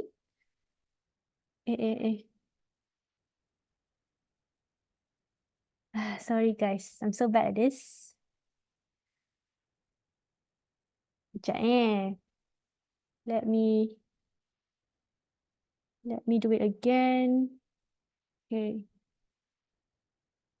Then I need to make it smaller. Okay. Okay. So for the counseling session, right? Okay, first is that you need to go to the iMaklum website. Okay, I'm sure all of the students have your accounts in iMaklum, and then you just log in. You click log in. You will be redirected to here. Enter your username, password. Once you are logged in, you will see this, right? The dashboard. So you click on the 3 lines on the top left there. and click on My Services. You'll be redirected to this portal and click on the counseling session. Is literally the lowest part, so you have to scroll downwards until you see this one. And when you click, you will be redirected here. So on the left side, you click on the appointment. So request for appointment. And then this is important because you need to tick on the concerns that you have, because based on the ticks, you will be redirected to the right counselors. So not all counselors will appear. So based on your ticks, you will get the counselors that you can book. Okay. So for example, if we take home, family, and academic achievement issues, you will be redirected to certain counselors. We have a total of 8 or 7. So only this will appear according to the concerns that you have. Okay, once you are redirected to the counselors page, click on the counselors or clinical psychologist or the career counselor that you like. So you have the ability to choose. We're not following the hospital system, because if you go to hospital, you will be given any doctors. But for us, we want you to feel comfortable. We want you to choose your own counselors. So here you can choose anyone that you like. Click on the check availability. Okay, the blue button, and then once you have clicked, you will see this page. Okay, the unavailable means the counselor is fully booked or the counselor has programs or meetings. So you have to click on the blue book now buttons only. Okay, so once you are booked, you will get notification in your email, and you have to remember what day and time that you have chosen and come on the set or selected date and time to CCSC. Okay, so that is the process to book for counseling session. Okay, next. Okay, all right. Hopefully it's clear. Okay, these are some of the things for you to note. So our session is available starting at 9 a.m. until 3:30. So each session takes about 45 minutes to 1 hour. So meaning if you book at 9, it will end at 10 or 9:45. And then we have 30 minutes break. So 10:30, another session until 11:30. So a total of 5 sessions per day. And then if you book for a counselor, you cannot book on the same week again. For example, if you book on Monday, you can't book on Thursday. So because a counseling is a process, so once you have come for a session, you need to allow yourself to have at least a week or 2 weeks break before you see the counselor again. Okay, so if you need follow-up sessions, so make sure it is after a week or 2 weeks according to what the counselor is saying. Okay, and then every Wednesday we have off time in the morning. So from 9 to 1 p.m. there will be no available slots. So you can come in 2 to 3 or 3:30 to 4:30. So you have to check on the availability of the counselors on iMaklum. Okay. And then what else? Okay, so students are encouraged to book online appointment first before coming, because we do accept walk-ins for urgent cases. For example, if we have suicidal clients, then we have to attend immediately. But if the counselors are all occupied, because we have students or clients who booked us, then sometimes when you walk in, there's no counselor available because all of us are occupied. So that's why it's better to book for appointment first before coming in. Unless it is a very urgent case, then we will attend you, okay? And then, okay, this is important to share. So whatever you share in the session, of course, it is confidential. It will be kept between the counselor and the clients, except on certain conditions. So first, if the situation involves harm to yourself, whereby it is life-threatening, for example, if a person wants to attempt suicide, we can't keep it as a secret because we want to keep the client at safe condition. And also, if there is a risk for the person to harm other people, that one is also we can't keep it confidential because we want to ensure the safety of others as well. But other than these situations, we will make sure to keep the issues, whatever being shared in the session, confidential, and we can't simply disclose the condition of the clients. I think those are the important things to note. Okay. Okay, any question? Tak tekan, there's no question so far. Okay, so there's no question. Oh, okay, sorry. A question is it only available in Gombak? No, it's actually this is also applicable to other campus as well because in each campus there are counselors there. So it's the same thing with other campus. Okay, so now we have come to the briefing about CCSC and note about the counseling sessions. So I'm gonna do a little bit of introduction on mental health. So it's more of sharing so that at least you get something from CCSC slots. So it's not just about the briefing on our center, at least you gain something for yourself, okay? So I'm gonna talk a bit about mental health, when you should get help. Okay. All right, so it's very important to understand what mental health is and also what mental illness or mental disorder is, because if you don't know what mental health is, then how are you even going to know that you need help, right? So first we have to understand what is mental health. So mental health is comprised by three things. So it's our emotions, our cognition, and our behavior. So emotion is how we feel, and cognition is how we think, and behavior is how we act. So three important things, and they are interrelated. So if we think about bad things, we're gonna feel bad as well, and our behavior will follow. So for example, I like to ask my students and also my clients this question: which one usually comes first? Is it emotions or thoughts? And I get mixed answers. For example, some will say, oh, emotions come first, then thoughts. And some will say thoughts comes first, then emotions. So how do we know? Okay, if I ask you guys to think of something that you like, it is easy for you to do, right? You can just literally have an image pops up in your head, something that you like. But if I ask you to feel angry, you can't do that, right? You have to think first of something that makes you angry. So that's why usually, not all the time, but usually thoughts comes first and then emotions follow. So we have to understand this first, okay?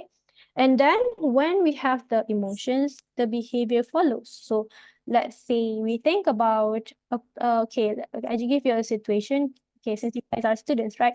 You go to class and then the lecturer does not talk to you, does not say anything to you at all. And you think that, oh, this lecturer hates me. So that's what I think. And of course, you're going to feel upset. Okay. And when you feel that way, you think that way, your behavior will follow, in which, okay, since the lecturer doesn't like me, I'm upset about this, I'm going to avoid this lecturer to avoid feeling that way. So behavior follows. Okay. So that's why these three things are interrelated and it makes up our mental health. Okay. So it's clear about mental health. Okay. If you have any question, you can ask. Okay. Next. Then what is mental illness? So mental health, everyone has mental health. Everyone has emotions, everyone has cognition, everyone has behavior. So mental health, everyone has it, but not everyone has mental illness, okay? Some people get these two words mixed up. So mental health is another thing, mental illness or mental disorder is another thing. So mental illness is actually a set of symptoms that cause disturbances to one's emotion, cognition, and behavior. And diagnosis can only be made by certified professionals, which is a clinical psychologist or psychiatrist. So basically, mental illness is when your mental health is going the bad way, okay, the worst lah. Because there are times that we have mental health problems, but not mental illness. Mental health problems like we are stressed, that is mental health problems, but not mental illness, okay? Illness is when you have a symptoms like a set of characterized symptoms, okay? Not any, and not just like one or two symptoms. There are a set of lists that you need to fulfill. Okay, and it needs to be coming from clinical psychologists or psychiatrists. No one should self-diagnose themselves. Okay, and even counselors can't diagnose, so no one can do that. Okay, now next. Okay, this is the mental health spectrum. It's also important for everyone to know this, because when you have a problem, we tend to feel like we're stuck forever there. But you have to think of mental health as a spectrum. Okay, so this is the spectrum. So at the left side, we have healthy, which is the point that we want to be in every time and every day, if we can. And then towards the other pole is the ill. This is mental illness lah. So in the middle, we have reacting and injured. Okay, so it's a spectrum. Spectrum means you can be from one phase to another phase. You can move from here to here. Doesn't mean you will be there forever. Okay, so when you're healthy, you are physically and socially active. You can perform well in work, study, limited or no alcohol or gambling. But this is in general, you don't use unhealthy coping strategies. Okay, for example, some people with weak coping skills may tend to harm themselves to cope. So that is unhealthy, all right? And next to healthy, the reacting part is when you start to have decreased social activity, procrastination happen, regular unhealthy coping strategies lah. And reacting ni, when you're in reacting phase, it is quite normal for us. It's more like the stress part. Like if we have a lot of assignments, we procrastinate, then of course we're gonna be really stressed and anxious. But that doesn't mean we are ill, okay? If we are able to cope with it, then we can go back to healthy. That's how life is. But if in this reacting phase, we don't do anything, we can't cope with it, then we're gonna move to the injured phase. Okay, injured is when we start to avoid the problems, tardiness, decreased performance, and very, very frequent unhealthy coping mechanisms. So this is injured, in which you require further support. This is where professional help is needed. Like you go to counseling, you go for support groups. So in order for you to go back to the healthy phase, okay, injured, you need more support. But if you're injured and you don't get the right support, you don't cope with the situation, then of course, you're going to move to the next phase, the ill part. This is withdrawal, absenteeism, cannot perform at all. So this is where illness comes, okay? And of course, with illness, we need further support from the clinical psychologists. We need diagnosis, we need psychiatrists to come in. So again, it's a spectrum. You're not stuck forever. Even if you're ill, you can still go back to healthy with the right treatment, with the right support. Okay. The important part here, if we understand that it is a spectrum, you know that you will not be in the problem forever. You will go back to the healthy part if you have, if you manage to overcome what you are facing. Okay, that's why we are here. If you have any problems, even if you're not injured yet, you are in the reacting phase, you can just come to us and talk about it. We are more than happy to have you, okay? All right, so that is mental health spectrum. Okay, these are the common mental health problems, okay? Mental health problems, again, it is not mental illness or mental disorder, okay? Stress. Okay, stress is less severe than depression and anxiety. So everyone has stress. If you're not stressed, then you're not human. Okay, there will be times in our life that we are stressed, but it is not to the point where we are depressed and have excessive worrying, which is anxiety. And then it can last for a short term. Once we are able to overcome what we are stressing about, then it'll go away. And actually, stress is our body's way to respond to threats or triggers. And it's not a bad thing actually to have stress. And that's why Allah SWT created this feeling, this stress, because it helps us it pushes us to do something about what we are facing. So let's say we don't have stress, maybe we have exam and maybe we don't really pay attention or we don't really study. But when we have stress, we know like I need to do something because I'm feeling so uncomfortable. So that is a function of stress. But it becomes unhealthy when it is uncontrollable, it is out of hands, okay? And we don't manage stress well, it can develop into other things like anxiety, depression, okay? And for anxiety, it is also normal to have anxiety. When we say we have anxiety, doesn't mean we have anxiety disorder. Okay, that is difference. Disorder means mental illness and it needs to be diagnosed. But anxiety is a type of emotions that we have. We are anxious about unfamiliar situations. We are anxious about doing something that we are not used to. So that's normal. And what is anxiety? It is excessive worry. We feel restless. Sometimes we get sweaty and our heartbeat is increased. Okay. So that is anxiety. But when to know anxiety is not normal is when it interferes with your daily functioning. Like for example, if you have presentation next day, it's normal for you to feel anxious. You can't sleep, that's normal. But after the presentation, you still get anxious over it. You don't have the appetite. You don't feel like socializing for over a period of time. Then that means this is not normal anymore. Okay. So the key point is when it interrupts with your daily functioning. And next, depression. This is, I would say, the mental disorder because it's depression, okay?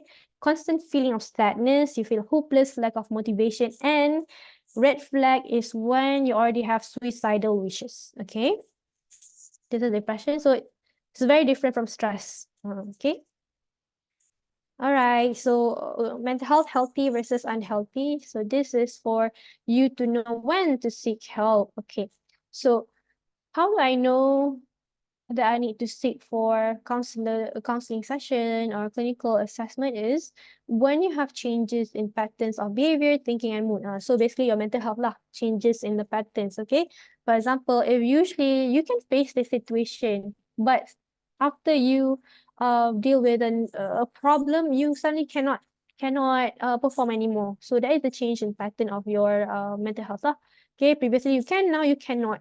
So that is a change in pattern and you need help in terms of understanding that situation and then reduce the ability to cope with problems. So suddenly you feel like you can't do it anymore, you have low motivation. So this is also a sign for you to seek help. Withdrawal from social interaction. So if you are a bubbly person or you can interact with people, if you are an introvert, doesn't mean you have to always meet people, but you can still interact. But now that you have this unhealthy, you are in this unhealthy condition, you start to feel like you can't interact at all, or you start to withdraw yourself from the society. And of course, lastly, self-harming and suicidal thoughts.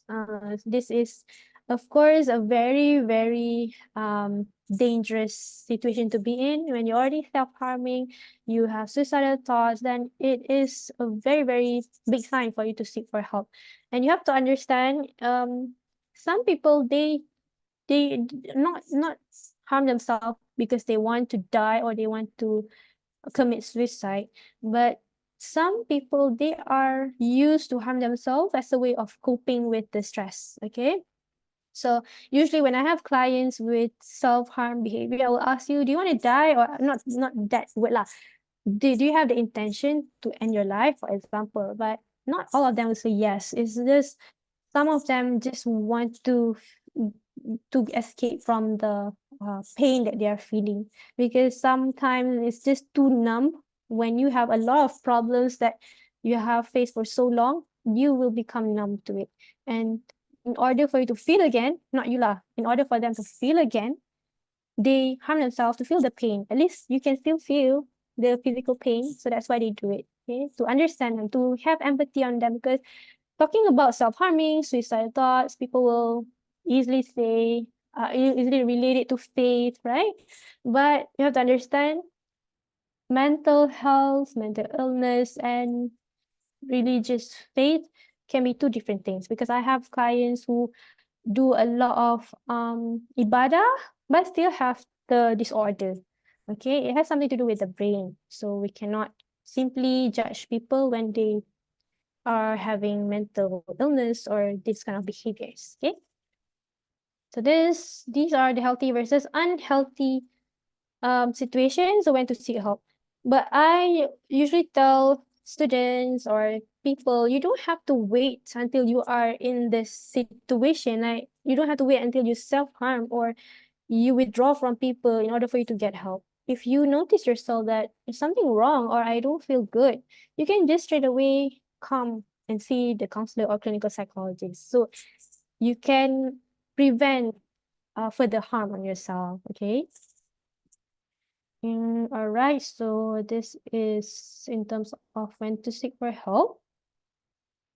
So of course, before anything, we have to manage our mental health. So we don't want to cure something, we want to prevent it. So we have to manage our mental health early on. So how to do it is super important for us to acknowledge and validate our own emotions, okay?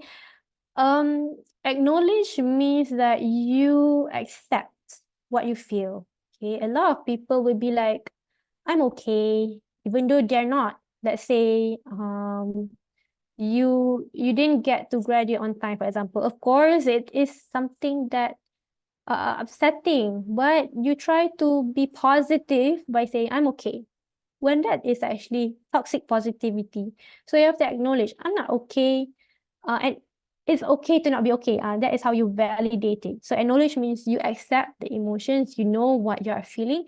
Validate is when you try to tell yourself that it's okay to feel that way and it is rational to feel that way. And we have to understand when we are being too positive, that's not healthy for us, especially when in a situation where you're not supposed to feel that way.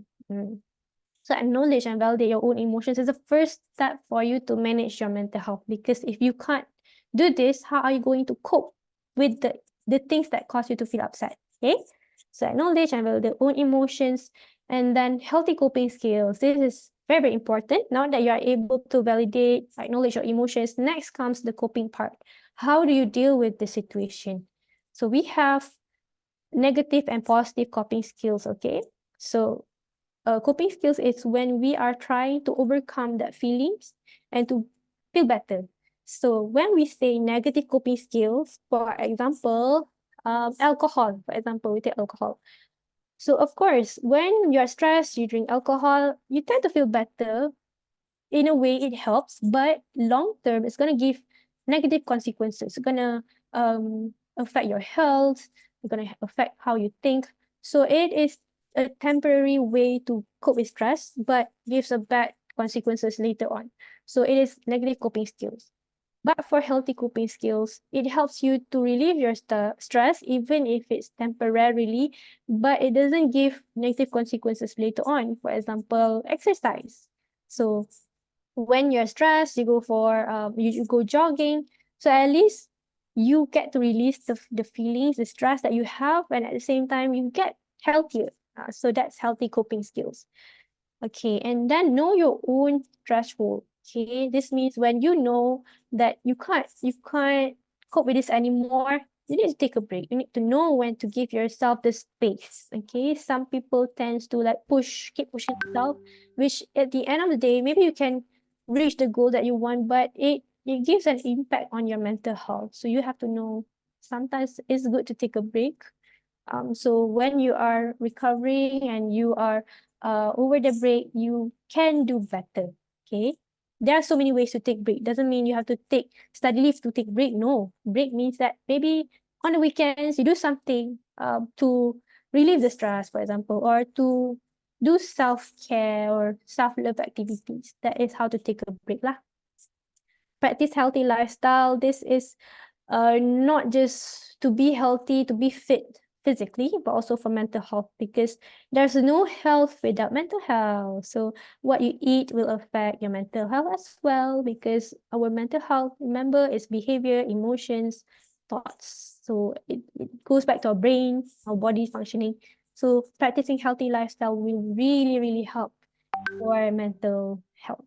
And then seek professional help. As I said, you don't have to wait until you are towards the ill or injured phase. You can just come and get consultation or guidance on how to navigate your issues. Okay.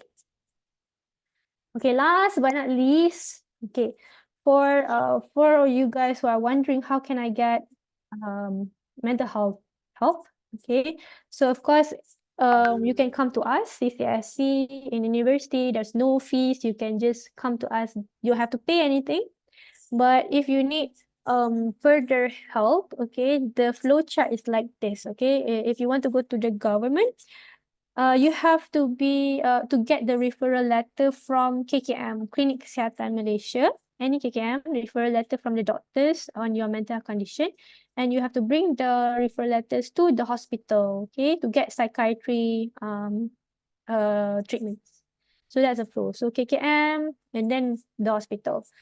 But if not KKM, you can also go to Klinik Mentari. So if you know, Klinik Mentari is a clinic specializes in mental health. Okay, every state they will have Klinik Mentari, so you can check it out. And other than that, there are the NGOs like Befrienders, Miasa, Pusat Counseling Selangor that you can also go to if you have mental health problems, mental health assistance. And for the private institutions or clinics, you can straight away walk in. But for government, I really encourage you to call and book appointment first to avoid you from waiting and to avoid from disappointment lah. Okay. I think that's about it. Okay, so these are our social media. So you can get updates on our programs, on our services here. So we have our YouTube channel is where we provide resources on mental health, counseling, and our social media like TikTok and also Instagram, IIM_CCSC is where we blast the posters, including our Facebook as well. So whatever programs that we have, we will post it there. So you can follow our social medias to get updates and to know what programs we are having. Okay, inshallah, there will be a lot this year. Hopefully, I get to see you guys in the programs and also in counseling sessions if you need help. Okay, we are more than happy to have you with us. So I guess, I am on time, 2 more minutes to 12. If there's any question, you can ask and I'm happy to answer. Okay, thank you. You're welcome. And so basically, this is Miss Amira. Okay, yes, thank you. Obviously, that you had briefed us about CCSE, and more importantly, you shared with us about mental health versus mental illness. All these things are very important insights for us. And I think don't worry for the attendance. Those who want to ask questions to Miss Amira, okay, we don't really limit, extremely limiting the time. We may take some questions. So you may either unmute yourself, okay, for attendance, unmute yourself, or just type on the chat box, all right? By the way, I just followed CCSC Instagram here. Yeah, thank you. Most welcome. All right, people. We are waiting for your questions, if any.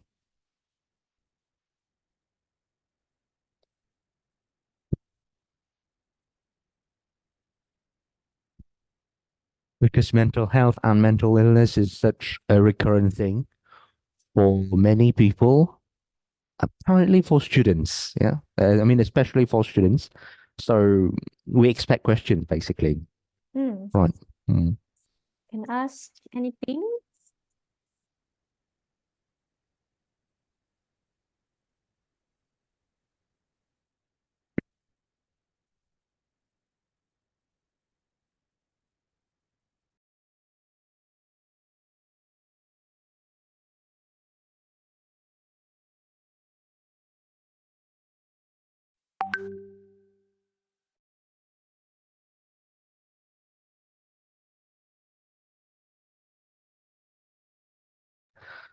And so I think the two questions that we had, Ms. Amira already answered, right? Yeah. Is it only available in Gombak campus? No, it's available in all campuses of IIM. And also whether it is payable? No, it's free. Yeah, so we have to utilize this. Okay, maybe if I may just ask you a question, I'm a bit intrigued. If no questions, yeah, I'm a bit intrigued with taking care of your health, and I mean to maintain your mental health, take care of your physical health, right? Mm. Okay. I lately discovered about sugar intake. Yeah, how this thing is, could make you unnecessarily cranky and all these. So maybe you may talk a bit about how to practice good healthcare and also talk a bit about sugar. Is it really related to mental health or stuff? Yeah. Okay. Mm. It's not my expertise to talk about like how you practice healthy diet, but Mm. this is from what I heard from the psychiatrist. Because previously I was doing my practical at the psychiatry department in PPM. Okay, so the psychiatrist mentions about caffeine intake. Okay, in which if you have if you consume too much caffeine and it is beyond your threshold, because everyone has their own threshold, so we can't say how many is many. So it depends on different individuals. So if it's beyond your threshold, it's gonna lead you to have a higher risk to have anxiety. Okay, because caffeine is it's a stimulant, right? So it's gonna interfere with your hormones, in which is gonna make you feel even more anxious. So sure, you take everything, not just caffeine. I think everything needs to be in moderation. So if you follow how Islam teach us, is always moderation, right? So actually, mental health, mental illness is already being taught in our religion, right? And we have to just follow. So everything needs to be in moderation, and then not just food intake, but also like our activities, how active we are. Um, okay, I also like this facts that I just heard, in which if you exercise, it's gonna release a natural dopamine. So if you know, dopamine is the feel good hormones, right? So in order to have the feel good hormones, you need to be satisfied in doing something, or you need to do something that you like. But for exercising, it's gonna help you to release the feel good hormones, which is the dopamine. So do exercise, go for jogging, make sure you are active in order for you to get that natural feel good hormones. You're gonna feel happy. That's why I always tell my clients, if you don't have a good coping skill, try to be active, try to engage yourself with sports or any physical activities, because it's gonna help with your hormones. What else can I share? Okay. Just now, I think for the question where a person asked only available in Gombak campus. Okay, I mentioned that the counseling session is available in every campus, but unfortunately for the facilities, it will not be the same. Okay, like the Snowden room, the expressive art therapy room, I think it's only in Gombak for now. So for contact sessions, you can get the sessions in each branch, but for the rooms, you can only experience it here in Gombak. Okay, so if you are from the campuses and you want to experience it, maybe if you drop by here, you can experience it. You can just let us know. We can let you use the room. All right. Yep. So yes, we have this service in all campuses, but the facilities are not the same. Yeah. Okay. All right. So I think if there's no more questions, we are still waiting, by the way, but it doesn't seem like we have more questions related to mental health. So I think that's it. And thank you, Miss Amira, for sharing about the health tips. Okay. I think I have to cut my coffee intake because I love it a little bit too much. Yeah. Okay. That's you. All right. So once Okay. again, thank you for your sharing. Okay. Welcome. Yeah. And so that would made us to be, move on to the next agenda. Okay. This will be So basically, we are going to have our alumnus. His name is Brother Technologist Muhammad Luqman bin Muda.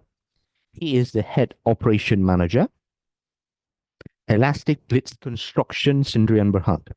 So please welcome Brother Luqman. Hi, Assalamualaikum. Thank you, Brother MC. Waalaikumsalam warahmatullah. Okay, how all of you? All right, brothers and sisters, again, Assalamualaikum warahmatullahi wabarakatuh and very good afternoon. So, this is Taaruf, we call Taaruf, right? So, this is Taaruf for postgraduate students. So, welcome to all brothers and sisters. New postgraduate student of International Islamic University Malaysia. So the Garden of Knowledge and Virtue. To all international students, I extend a warm welcome to Kuala Lumpur, Malaysia. So hope find atmosphere here enjoyable and enriching. So today is honor to be with all of you. So again, my name is technologist Muhammad Luqman bin Muhammad Muda. So currently, I serve as the operation manager at Bliss Group of Company. So this is a construction company based. We located at Bukit Jalil, Kuala Lumpur. And I've been here today not just because of I'm a professional in the field, but also I'm a proud alumni of IIUM. So I'm graduate in 2015. So, and again, now I enroll as a postgraduate student, same like all of you, but perhaps this is my final semester. So I'm pursuing my master in construction business administration at the Kuliah of Architecture and Environmental Design. So again, I'm also an alumni and also a student. All right. So talking about experience, my journey at IIUM. So I began my journey in 2018 after I complete my Sijil Pelajaran Malaysia at Malaysia. So I embarked on this educational adventure at the Center for Foundation Studies IIUM. So this if you are alumni which merely based with me in 2015, you may know the center, the campus in Petaling Jaya. But interestingly, the campus now become a part of history because the campus have moved to the Gambang, Kuantan, if I'm not mistaken. So during that time, I enrolled as a foundation in architecture program. So I spent 2 fulfilling years there, completing my study plan, and Alhamdulillah, passing with gratitude. And then I transitioned to the main campus at Gombak, Kuliah of Architecture. So my undergraduate study dedicated to quantity surveying at the Kuliah of Architecture and Environmental Design. So being there over for the 4 years from 2010, end of 2010 until I graduated in 2015. So I'm not only immerse myself in academic pursuit, but also focus on developing essential soft skill. Because um, the real world now, you are need lot of soft skill to survive. Not only your study, but only your soft skill. So I think your time at campus is the best way lah to develop your skill. So over the 4 years, I engaged in various programs in department level, kuliah level, university level, or even international level. So that enriched my university experience actually. So what during that time, what the most I achieved, I have a privilege of leading the kuliah-based society. If you know, at architecture we have Archimic. So it stands from Architecture Student Society. So I'm a president for a term, maybe in 2013, 2014. So because I think the leadership experience was inavailable, teaching me the importance of teamwork, communication, power of collective effort in achieving common goals. So as you embark your postgraduate journey at IIUM, so I encourage you to embrace every opportunity to learning, growing, and contribute to the society. Because for me, IIUM not just as institution, it's a community that foster knowledge, virtue, and unity as well. So may your time here be filled with the success, personal development, and meaningful connection. So again, for the new postgraduate student and internationals, friends, welcome to Garden of Knowledge and Virtue. May your experience has here be enriching as mine as we have. So, dear brothers and sisters, it's great pleasure and sense of accomplishment that I be here with you today, sharing a part of my journey that led me to decide to pursue my postgraduate studies at IIUM after 8 years. So I graduate from a degree in 2015, and then I decide to enroll as postgraduate on 2022. So after 2015, I embarked a professional journey that have been both challenging and rewarding. I joined a reputable company, starting with become a junior surveyor. So I eager to apply the knowledge and skill all that required during my time at IIUM. So over the year, I dedicate myself to continuous learning and professional development, gradually climbing the rank within this organization. So from being a junior surveyor to become non-building project coordinator, become an assistant project manager, then project manager. So my responsibility evolved and my skill matured, as you know. So each role presents unique challenge that allow me to grow both personal and professionally. So in 2023, I achieved a significant milestone for me.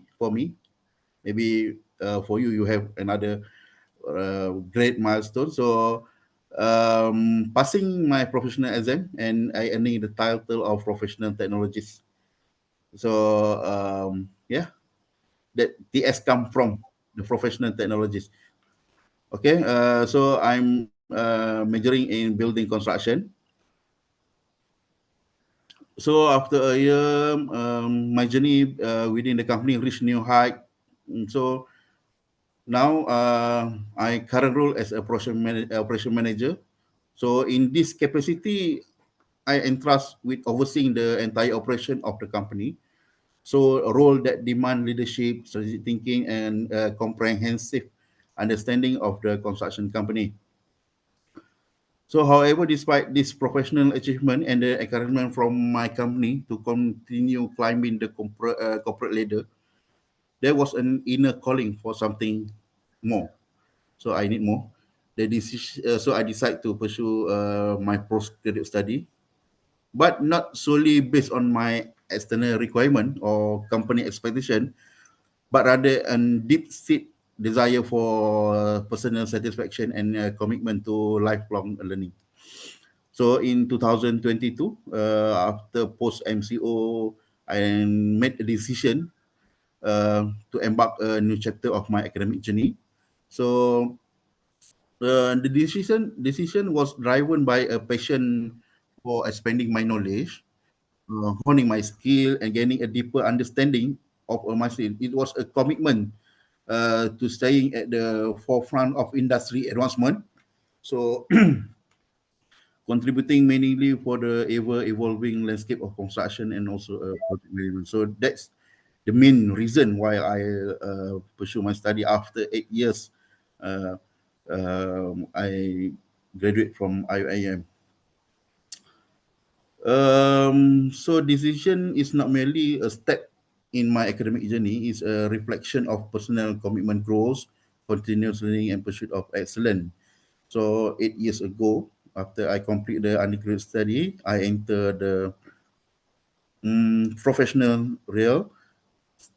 Like I said, I start with a junior surveyor and gradually ascending through a various role within a construction company. So the journey has been nothing short fulfilling, marked by challenges met, skill development, milestone achieved. So for me, a decision to pursue postgraduate is merely a response to my external expectation of career advancement, uh, intrinsic desire for deeper knowledge, and yes, any question? Okay. So I decided to pursue my postgraduate study, not merely to respond of my external expectation or career advancement. It stems from a instinct desire for deeper knowledge and stress for intellectual challenge. Uh, so why I returned to IIUM for my postgraduate? I'm excited about the challenge and discoveries and growth away for the academic venture. Uh, I think my decision to choose IIUM is natural decision, my instinct. Um, I commit to academic excellence because for me, IIUM or the institution is commitment to the academic excellence is diverse and inclusive the community. Its value aligns similar with my personal and professional aspiration lah. I'm confident that experience I gain from the industry and the insight that I will gain in the IIM is not only complement my practical expertise, but I believe it can also open new avenues for innovation and leadership in dynamic field of construction. So I took my decision is a testament to the belief that learning is a lifelong journey. It's a real reflect a commitment to personal growth, professional excellence, and also deep-seated passion for contributing meaningfully to the industry. So, brother and sisters, first and foremost, why I choose IIUM because for me, IIUM holds a special place in my heart as the institution where I complete my undergraduate studies. So years spent during my bachelor degree were formative, fostering an environment that not only provide academic excellence, but also nurture a strong sense of community and also the Islamic value. So that's a key why I decide to choose IIUM. So the qualities left mark on me making a decision to return for graduate. So then another reason because IIM has a distinguished reputation for academic excellence, research, and also a commitment to Islamic principle. That's the key. So the Islamic is the key where you cannot find on other institution. So because for me at maybe specifically at Kuliah of Architecture, the faculty member not only educator but becomes a mentors who guide students towards the holistic development. So the resource they have, both academic and infra, provide ideal environment lah for the advancement of learning and research. So that align perfectly with my aspiration for postgraduate aiming. So for your information, I pursue my master just part-time mode. So it's a mixed mode lah, both coursework and also thesis. So I think I open the floor for the session because this is for me just a relaxed session. Just not I sharing my experience, sharing my decision why I choose IIM. So everyone, if you have anything, you can share with me, share with all of us, or you have any question that maybe as alumni I can answer. Inshallah, I will try. Yes, Exactly. So for those who want to ask question to Mr. Lukman, feel free to do so. Okay, either unmute yourself or put in the chat box. Yeah. And of course, we really appreciate Mr. Lukman since you shared with us your experience, and also because I did my degree here also in IIM, Mhm. and I couldn't agree more with you. IIM do have special place in our hearts. Yeah, Yes. like I said, and also the integration of Islamic knowledge is really a. Mm. Mhm. So yes, people, questions please Yes. for Mr. Lukman. Or anything you want to share? Any other alumni here? Maybe. Yes, because earlier I think lots of the attendants here Mm. admitted that they are, in fact, IIM alumni. Mm. Yeah. Mm.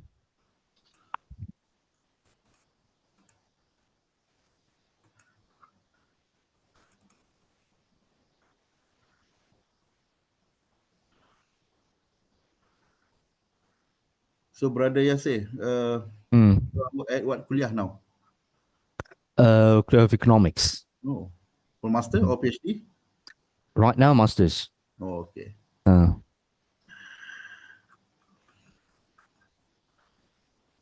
So I think nothing more. I can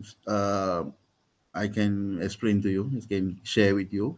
Maybe you can just embrace yourself with the surrounding. Mm-hmm. What about maybe how to preserve? I mean, because of course, I am. We have good environment here, Mm. right? Lots of friends, lots of people from different countries. Mm. But there are times that we felt that like our academic journey is a bit hard, and we may got demotivated at times. So how did you, get past through this, and what was your mindsets, to go through these kind of phases? So it's like I said before, being at I am not just to focus on the study, but my heart is always said that I need to develop my soft skill because after we finish our study, we go to the real industry. Um, the study, the thing that you bring from the study is not much as the soft skill that you bring. So then you always can learn. This is a continuous process. Learning is a continuous process, but the soft skill is something that you need a time to develop. It's not something that you can go just by read a book, by read a paper research, but to develop a soft skill for me is you need to communicate. So teamwork that develop your soft skill. So being in the campus, I think is the best way how to develop your soft skill. So when you equip yourself with the soft skill within the campus, so inshallah, when you go out for the industry, you can be a better person. Not with just your knowledge, but with the skill. Does it answer your question, brother?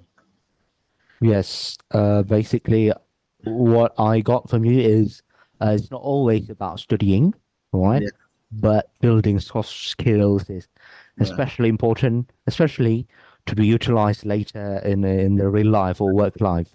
Yes. Yeah, I Drive me how to complete, how to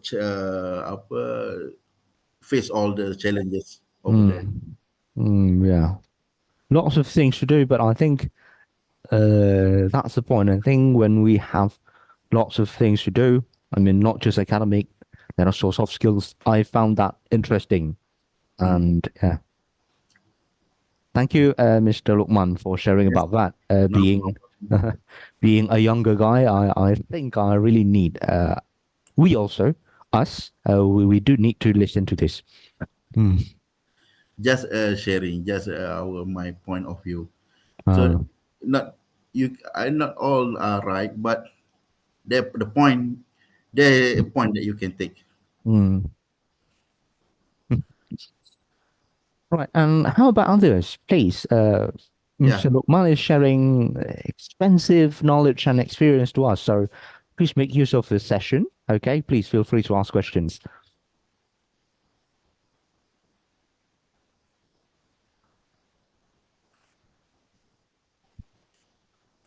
The questions could be about, how to like how to go through life, like what I asked Mr. Lukman, because life is not always about study. Other things count too. Any of you from KAI? Kuliah apa Hmm. architecture? Yes, anyone from Kuliah of Architecture and Environmental Design Yes. may raise your hands.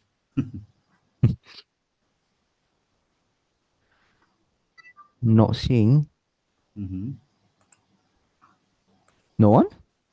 Oh, maybe not so famous.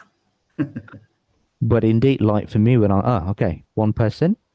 Oh, Norina hmm. Yunan. Okay. Good luck for your journey at KAI.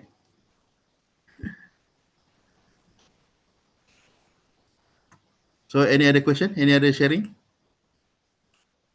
Hmm. Enjoy your life, guys, brothers and sisters.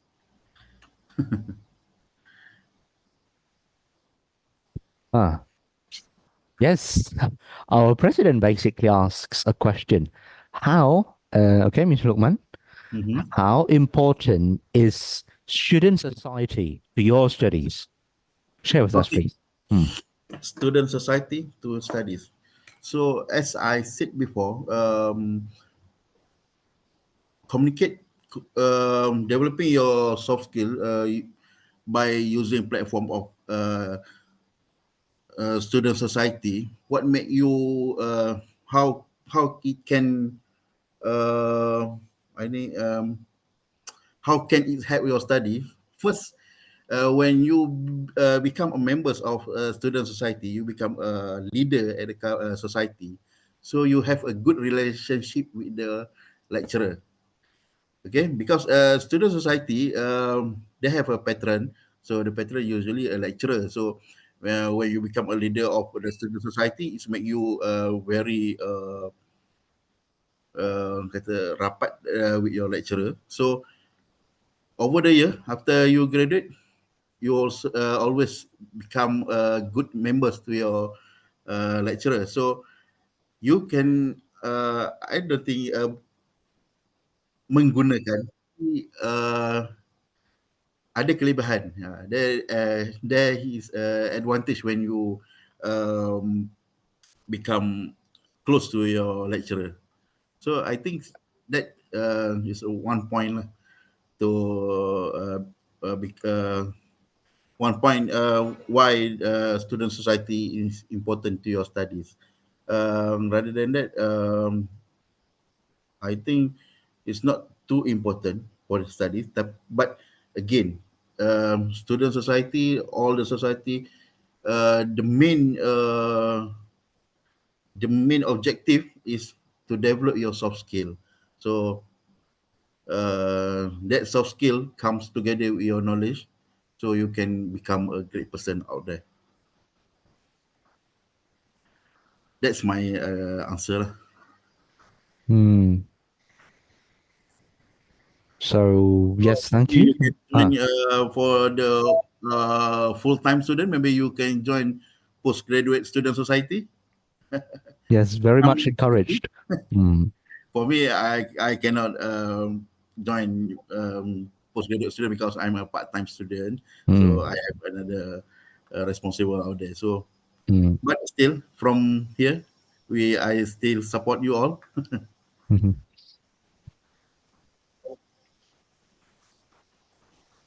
Yes, one question from Brother Muhammad Kudrota Alahi.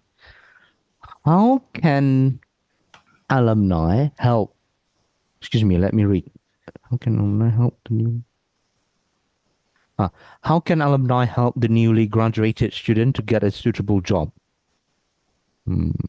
Apparently regarding to advice or network. Yes. What's your view? What's your view? How alumni help you to get a suitable job is networking lah. Due to, because of the networking. So in IIUM, I believe we have IIUM alumni division, right? So We do. Yes. that's in the big picture lah. But for me, for us, in KAIT, we have also we have Akimi, and Akimi is a Kuliah Student Society, but also we have Quest. Quest is a department student society, which is a society for quantitative surveying student. So we have a very strong alumni in the department. So until now, I'm a batch 11, and now currently enrolled last year is batch I think 19 or 20 like that. So we also we have a platform. So we as a alumni will always welcome our new student to maybe open opportunity for training, internship. So also maybe a junior post at our company. We open to our junior. So that how we help our junior lah. The via the alumni. So alumni actively in kita activating our society. So in campus we have Quest Society, but after you finish graduate, we have Quest Alumni, QUEST, Quantitative Student Society. Is it answer your question, brother? Brother, the one that asked the question says thanks. So apparently yes, it does answer. Okay, his question. Quest. Yes, Quest. Great acronym, yeah.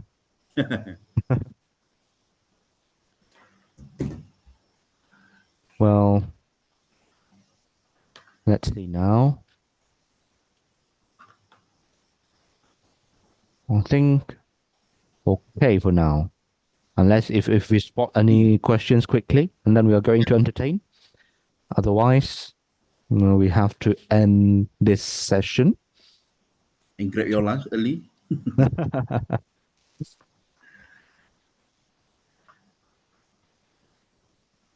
Anything? Anyone?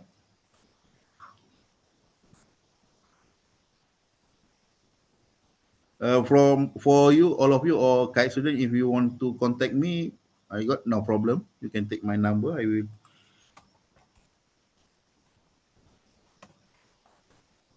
All right.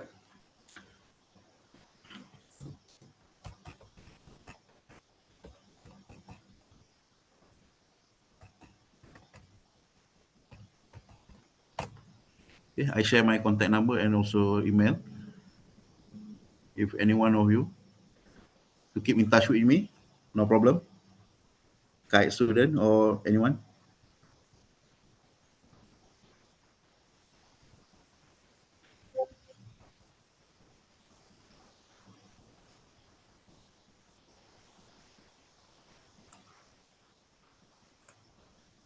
So, okay, excuse me. Just now, I had some order from our assistant director.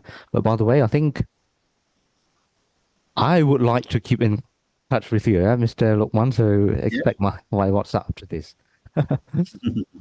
All right, no problem. And others, please take note of his contact because he's willing to share with us. Okay, the number, and also this one is email. Yes, sir. Yes, email. My email. Right. So I think that's it. If there's no more questions, excuse me. Okay, so I think if there's no more questions, then it's time for us to appreciate Mr. Lukman. Thank you so much, Mr. Because Okay, you again, have shared with us. right. So thank you and goodbye, Mr. Okay. Uh-huh. Again, thank you for all you and good luck. Welcome to IIUM. Okay, so I think that is the session with Mr. Lukman. Now, I think we are about to approach, right? We have to approach, we are approaching the end of this first half. Basically, this is our first half of the Taaruf, and we are going to have a lunch break. Then after that, we would continue. But before we have the break, I need to remind everyone about something. So, excuse me, let me check first. You see, we have an outing session, right? We are going to visit certain places here in Malaysia. And this is especially for those who may reach Gombak campus. So it's strongly encouraged for everyone to follow, to join this outing session. Okay, so it will be happening. Okay, on Thursday, February 29th, 2024. The link of the registration is given by our president. Okay, so please register if you intend to join the session. I had experience with this. I followed the one from last semester. It was extremely fun. Okay, we got to know each other. The places are really interesting places. Okay, and so the vice president will be there on 29th. So I am very happy to see you guys too. So please register. Okay. Don't forget about that.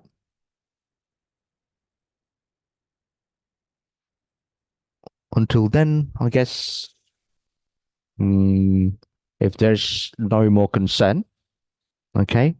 Yes, Mr. President is saying that priority, okay, for the outing, once again, for the outing, the priority is given for those who stay on campus. Yeah. Because then our bus will be here, okay, picking up limited to 40 people. Quickly register for those who wants to follow. Okay. Anything else, Mr. President, that you would like to say? You may put in the chat box. Otherwise, I'll end the session for the first half. Waiting for you.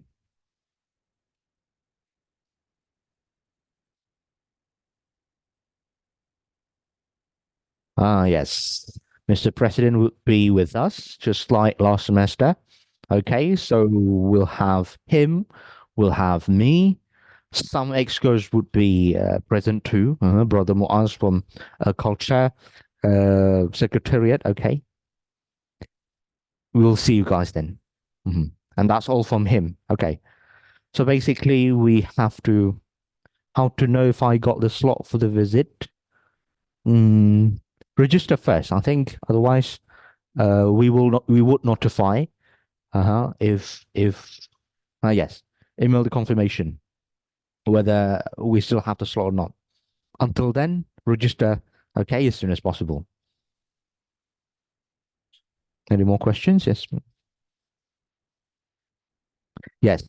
Only those who receive confirmation email would actually, be eligible to join the outing.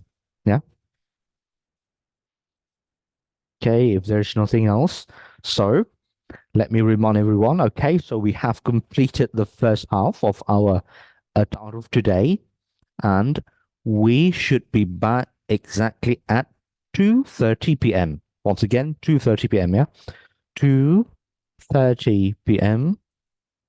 back for the second half. Okay. Until then, enjoy your lunch, have your Zohor prayer, and I'll see you guys at 2:30. Yeah, let me check. Is it 2:30 exactly? Okay, so see you guys and goodbye for now.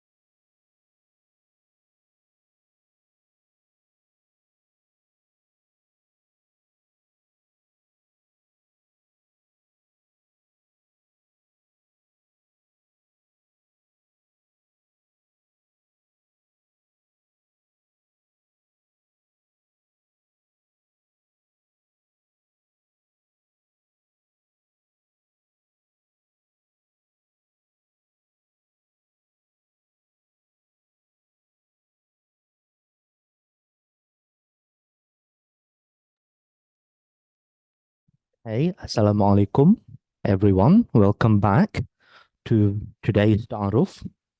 And this is going to be the second half of our program. And we'll be hearing the briefing from, regarding our library, okay? The briefing will be given by Dr. Zahila binti Haji Muhammad Noor. Okay, she is the head of learning section, Darul Hikmah Library, IIUM. Dr. Zahila, how are you? Alhamdulillah, bil khair. Alhamdulillah, glad to hear that. Mm. Have you taken your lunch? We had some nice lunch, I think, just now Already. already. Right. So that, okay, would somewhat make our briefing more energetic.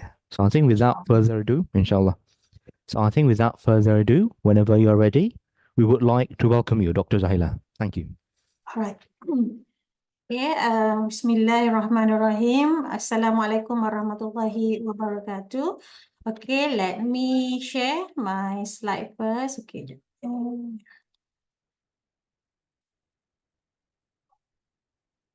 So anyone can share you can see my slide? Yes, I can see, Yes. Doctor. All right. Okay. All right. Okay. So, inshallah, this is the slot briefing for the library. I am library Darul Hikmah Library.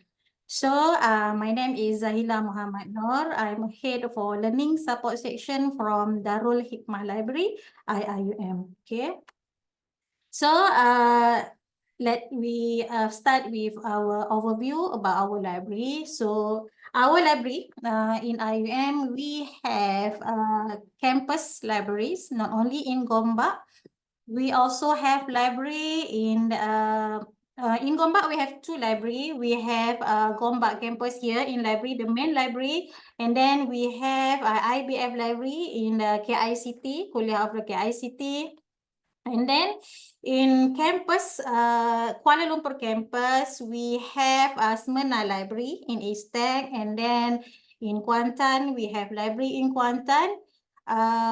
In CFS, Gambang, we also have a campus library in Gambang and also in Paguh campus. So now we have 6 campus libraries lah for IIUM. All right. So let me start with our collection. So this collection is as June 2023. So we have a different type of the collection in our library. So in total, we have about 491,000 titles in our library comprised of non-book, manuscript, microform, journal, thesis, and also the books lah. So this is our collection size. All right, so in our collection, of course, we have online resources also. We have about 60,000 for titles for the ebook. And then we have e-thesis, online thesis, and also we have also 15,000 e-journals. So this is our online resources. So we have printed resources and also online resources, okay? This is our vision and mission for IIM Library, for Darul Hikmah Library. So our vision is a dynamic library for the attainment of knowledge and wisdom of the Ummah. And then our mission is to deliver high quality and comprehensive information, resources, and services to support teaching, learning, and research needs of the client. So this is our vision and mission. This one is our library operating hours. During we open the library Monday to Sunday, but it depends lah. Okay, during the lecture weeks, we will open at 8:30 until 10 p.m. And then Saturday and Sunday from 9 a.m. to 5:45 p.m. And we will close during the public holiday. Okay, then during the revision or examination weeks, we will open Monday to Friday to Sunday from 8:30 to a.m. to 10 p.m. And also we will open during the public holiday 8:30 a.m. to 10 p.m. And then during the semester break, we will close at 5:45 p.m. Saturday, Sunday, and public holiday, we also close lah. All right. So this is the basic library operating hours. So this one is the role of library in what we call in supporting student academic journey. So in the library, we provide with the access to the resources. We have the research assistant. And then we also provide you with information, literacy class and also workshop. Of course, we have also interlibrary loan services. We have technology and facilities, and also, of course, library for place to study. So we have a study environment in the library. Okay. So this one is our what do we know? Now we look at the library resources and the collection, what we have in our library. So as I mentioned before, we have printed and digital collection. For the printed resources, we have general collection, we have reference collection, control access collection, serial collection, and also special collection. For the digital resources, we have online journal, online databases, we have ebook, we have IUM repository, I am student repository. This one is for thesis online. We call it I am student repository. And also we have digital manuscript. So this is our resources lah in the library. In the library, this one is for library Gombak, the main library. So we have 4 levels in this library. So each level have a different type of the collection. So in the level 1, in the library Gombak, we have law and Islamic collection at level 1 in the library. At level 2, we have Islamic collection. All the books that related to the Islam, we will locate at level 2. And then at level 3, we have a social sciences collection. And at level 4, we have education, sciences, and technology collection. So different level have different type of collection lah based on the subject, and different, then they have their own call number. Okay, so this is the arrangement of our library lah, a library collection. So now we look at one by one lah about the reference collection. So the reference collection like dictionaries, encyclopedias, handbook, bibliography. So we have the reference collection lah. So each floor in the library, there is the corner for the reference collection. So this is you cannot borrow lah that collection, just only for to refer lah the reference collection. Okay.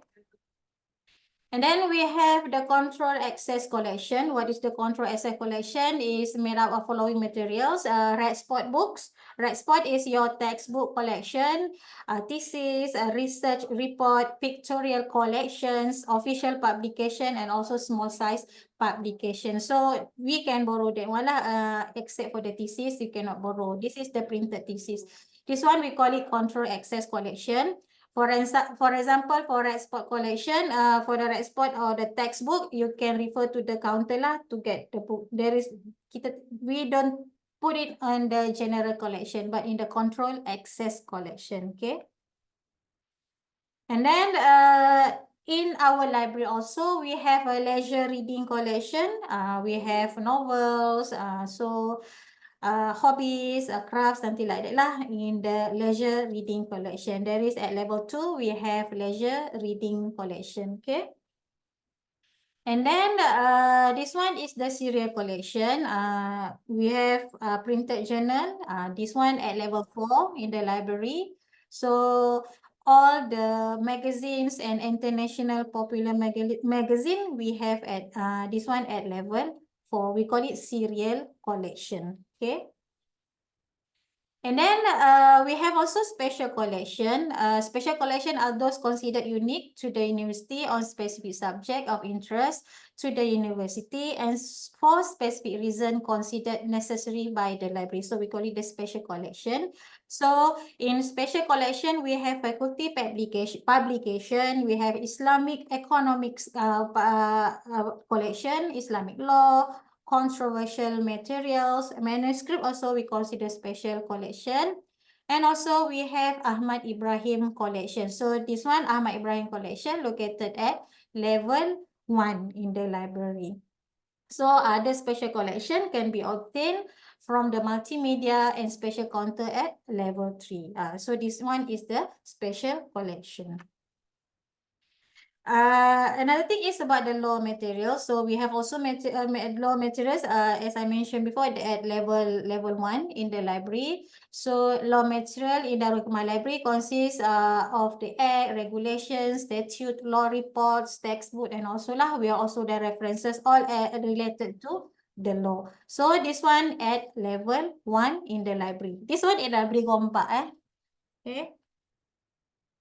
So this one is about the online resources. We can access the online resources in the library.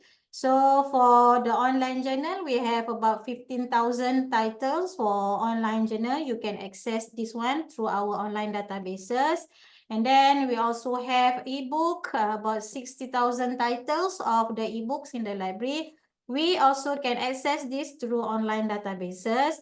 And then we also have IIM repository. So the IIM repository is the digital collection that the works are written by IIUM staff or collaboratively produced with other parties. So all your lecturers' articles, your lecturers' conference paper, we put it here in IIM repository, or we call it IREP. Okay, so student can access this one. And we also have what we call it the online thesis. In IUM, we call it IIUM Student Repository. So we have all the collection of the online thesis for IUM student from 1987 onward. So this one, this database, IUM Student Repository or online thesis, you need to log in using your iMaklum username and password. So all the students must activate their iMaklum and use iMaklum username and the password. Okay. This one is digital manuscript. So we have the collection of manuscript in format manuscript or microform. So all these manuscript we digitize and put it on the IIM digital manuscript database. Okay. So this is our what we call it, our library website. So this is the link division.ium.edu.my/lib/ this one is we call it our library website. You can search our library website. Okay. In order for you to access the online resources in our library, so you need to click here online databases and the ebook. Click the circle here, the button here. So you will be directed to our online databases and also online ebook. Okay. If you are off-campus student, you are not in the campus, you need to access through the off-campus access. In order for you to access our online databases and also ebook from outside the campus, so you need to access using this one off-campus access. Okay. So the off-campus access, you need to log in using you must click here login using IIUM ID, use your iMaklum username and password if you want to access our online databases outside IIUM. Okay. All right, so this is the list of our online databases or ebook. Okay, so we have a lot databases and ebook that you can use. And then this one is the sample of the databases that library subscribe. We have EBSCO, we have LexisNexis, IEEE, SignDirect, ProQuest, Emerald. This one is a sample lah for our online databases. Okay. At level 3, we also have, we call it Isra Corner. From the Isra Corner, this one is sponsored by CIMB Islamic Bank Berhad.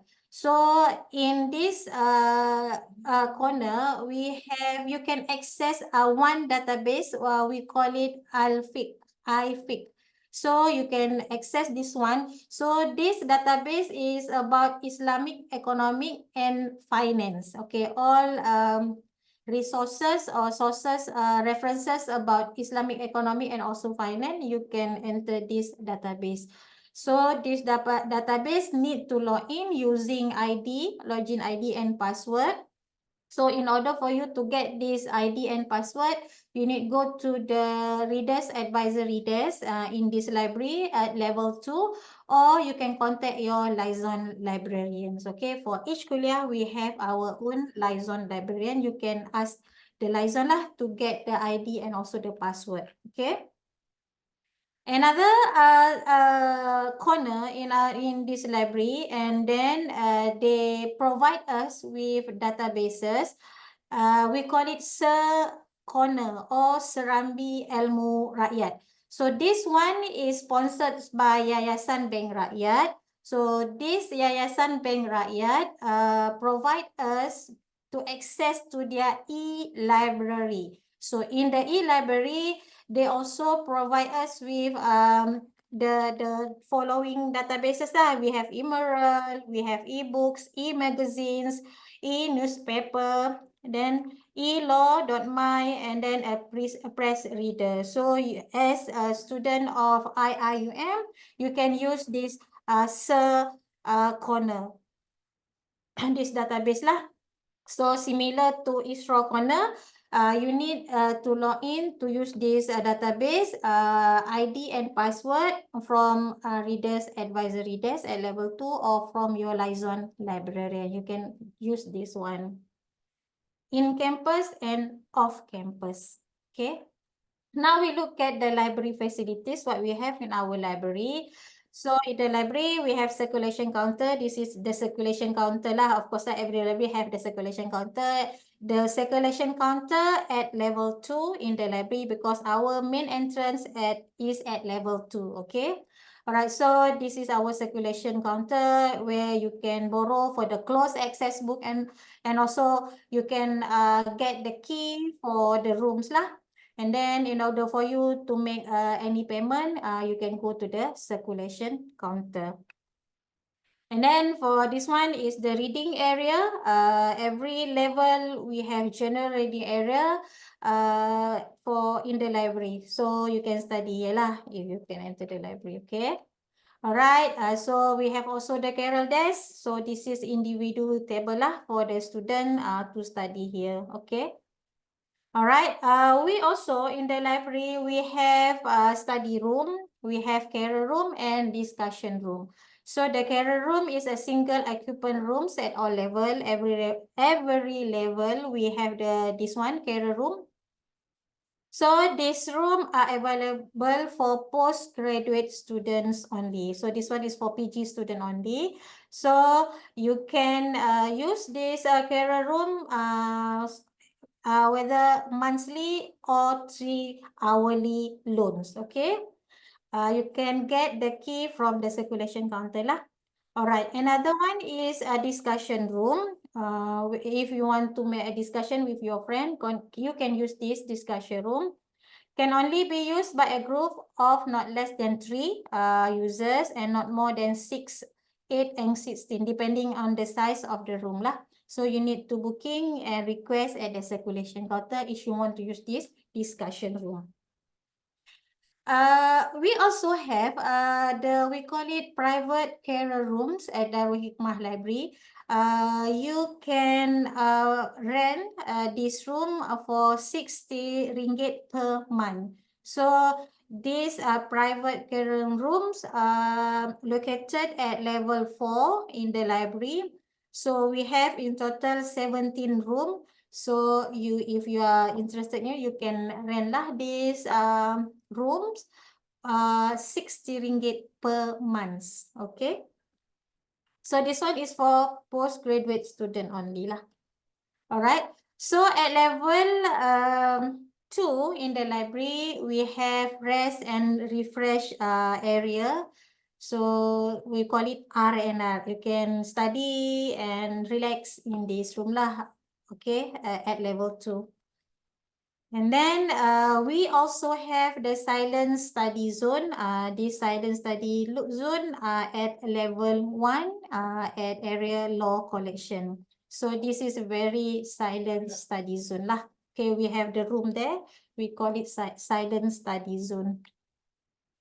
And then at level 1 also, we have learning common area. So the areas are equipped with a raised floor and furnished with Japanese table and mounted glass board for scribbling of discussion notes. And then learning common is available on level 1, level 2, and level 3 of the library. So we call it learning common areas. We also have a user with special disabilities. This is facilities for the users with special needs. Okay, this room located at level 2 also lah in the library. Okay. And then we also have a computer lab in the library. So we have computer lab at level 2 and also at level 3. So actually this lab especially for user education because we conduct information literacy class in the library. So this class is for your user education classes. And then but the student can use this PC. If there is no class, the student can enter this computer lab and use the computers lah.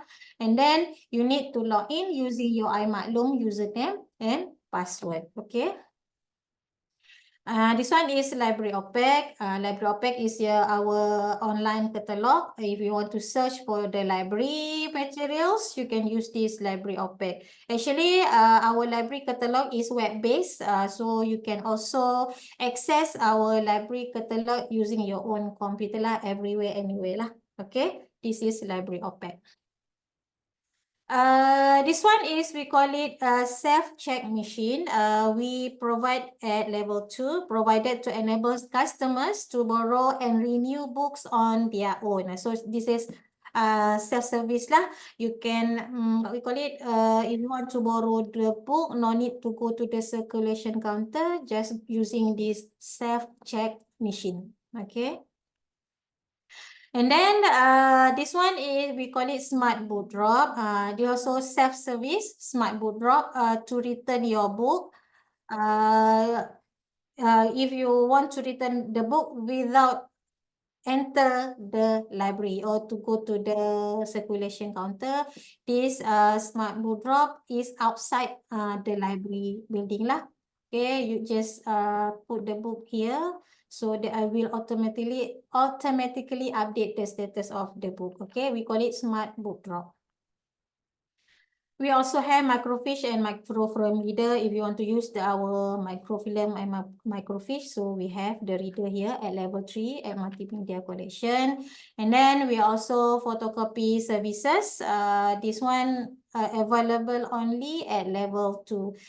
This one is not by the library but outside vendor lah. We outsource these services, photocopy, printing, scanning. You can use this one lah, these services at level 2. Okay, we also, this one is our auditorium.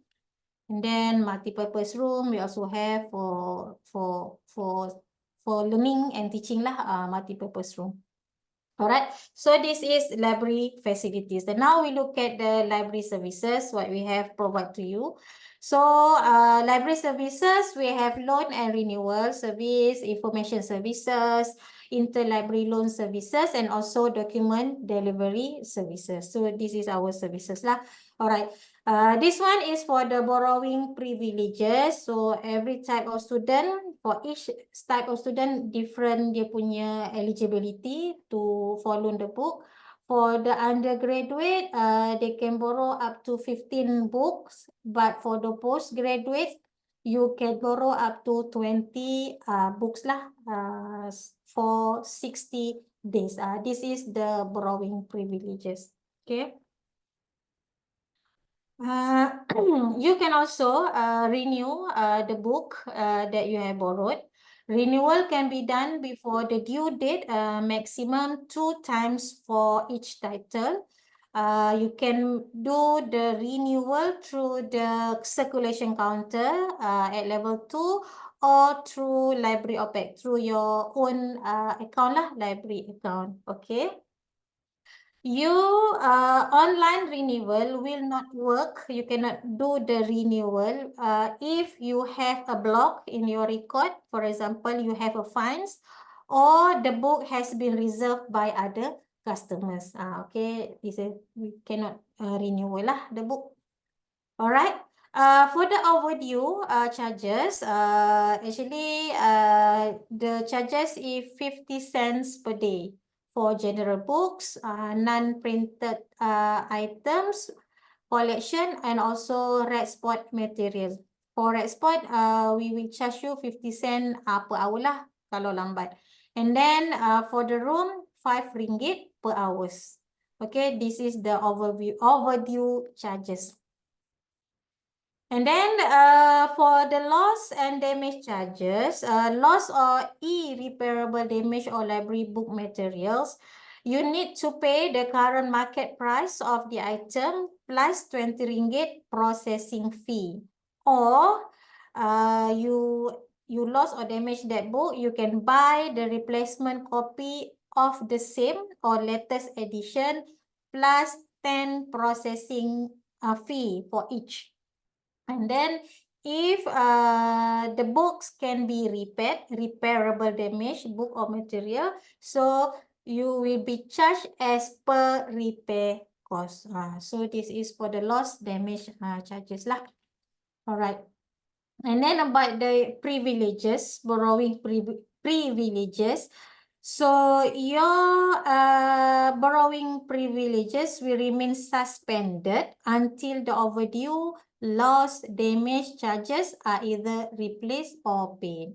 Okay, kalau you tak settle, if not settle, you cannot borrow the book lah in the library. Okay. This one is in terms of the payment in the library, so there is no cash now. You can go for online banking or through the e-debit terminal. Okay. And then this one is another services we have provided to you, the book reservation. Okay, a user may reserve a book which is out on loan. Someone is on loan that book, borrow that book, to ensure that he or she get the item when it is returned. So you can make a reservation. So how to reserve the book? You need to go to the library homepage and then download for reservation form lah. Okay, you need to print out the form and submit to the circulation counter. And then another services is searching assistant. Customer can make a request for searching assistant at the circulation counter if the book needed are not available on the shelf. If you cannot locate the book in the shelf, you can go for the searching assistant, but you need to fill in the form lah on form available at library homepage. Another thing is urgent processing request. You can make this one urgent processing request. Request to make the book within process status available before schedule. For example, you go to the library OPEC or library catalog. So you need that book, but the book status is in process. If you want that book, so you need to go for the urgent processing request. And then, of course, you need to fill in the form through the library homepage. Okay. This one is interlibrary loan and document delivery service. So we provide you with these services, interlibrary loan. So the library can obtain materials which are not in our collection from other libraries inside and outside the country. So some material, especially articles which are not available locally, maybe can be obtained from overseas. So the service may charge for where necessary. Okay, for example, you need that book and the books is not available in our library. For example, the books is available at library UKM or library UPM, okay. So you can request for interlibrary loan. So the library will obtain that book from UKM or from UM for you. They will borrow for you lah. Okay. How to get for the library? You go for the interlibrary loan, you go to the library homepage, click on services tab, and then click on interlibrary loan. So you can enter lah the online form here if you want to go for the interlibrary loan. Okay. This one is I mentioned that one, all the forms, online forms is here. You go to the library homepage and click on form. So there is so many form lah here. For the book reservation, for the searching assistant, everything is here lah, and the forms, section forms. Okay, this one not available. Okay, this one is Readers Advisory Services. So we have, we call it Readers Advisory Desk, or we call it Information Desk lah, available at level 1 and level 2 in the library. Basically, if you have a problem in the library or you want to ask everything lah, anything about the library, you can go to the Readers Advisory Services.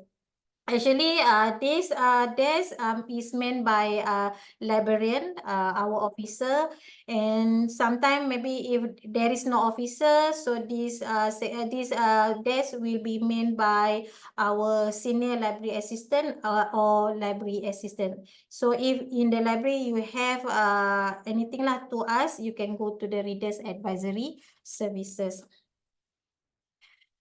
This one is our counter for the media services. This counter located at level 3 in the library. So if you are looking for the CD, printed CD, if lah tak ada kan printed thesis, special collections, microfilm and microfiche. So you can go to the media services at level 3 in the library. This one is the printed thesis lah yang available at level 3. You can go here to read the printed thesis. We also have here Muhammad Kamal Hassan Library. This one located at, not in the library, in this library, but at the Rectory building Ayam Gombak at level 4, if you're looking for the Muhammad Kamal Hassan Library lah. So this is for reference only. Okay, all right. Beside that, our library also provide you with information literacy classes. So for all new students, we are encourage you to join our information literacy classes. So we have the modules here. We have basic library skill. We have advanced library skill for undergraduate, and of course for advanced research skill is for postgraduate. And then we have legal research skill, we have a library tour, we have systematic literature review classes. If you want to write an article on systematic literature review, so you can join this class, systematic literature review. And then we also have the class on how to manage, how to organize your reference. We call it Mendeley. You can, this class is open to all. Just register je lah. Open to all. These all modules. Okay. This one is basic library, advanced library skill for undergraduate, and then Mendeley for postgraduate student. Also, we have advanced research skill for PG student. Okay. And then for, actually this one is for what we call it, for the ICOL student, law student, you can go for the legal research skill lah for undergraduate. This one, we also provide you with the paid classes during weekend every Saturday. So 9 March 1994, 2024, Saturday, 9 a.m. to 1 p.m. we have advanced searching skill class. It is open to you to all students. For student, 75 ringgit. For staff and alumni, 90 ringgit. And for the public, 100 lah. So you can join this class Saturday, Saturday morning. Another classes, this one actually the new classes that we provide for IM student is managing, we use AI in research methodology. So actually this class is collaboration with CPS. First, inshallah, our class will be 22nd March on Friday, 9 to 11 a.m. We have the class here at, this one is free for all students, limited to 20 seats only lah, first come, first serve. So our instructor, inshallah, our student, engineering student, Muhammad Iqmal Hakim Shamsul Bahrain. Inshallah, so we have this class lah. We encourage you to join our class. All right.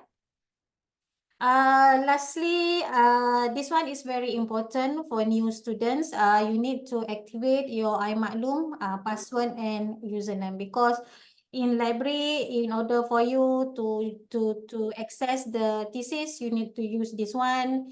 To access your library account, you need to use the iMaklum account also. And then if you want to use the PC in the library, you need to use your iMaklum username and password. So it's very important for you to activate your iMaklum username and password.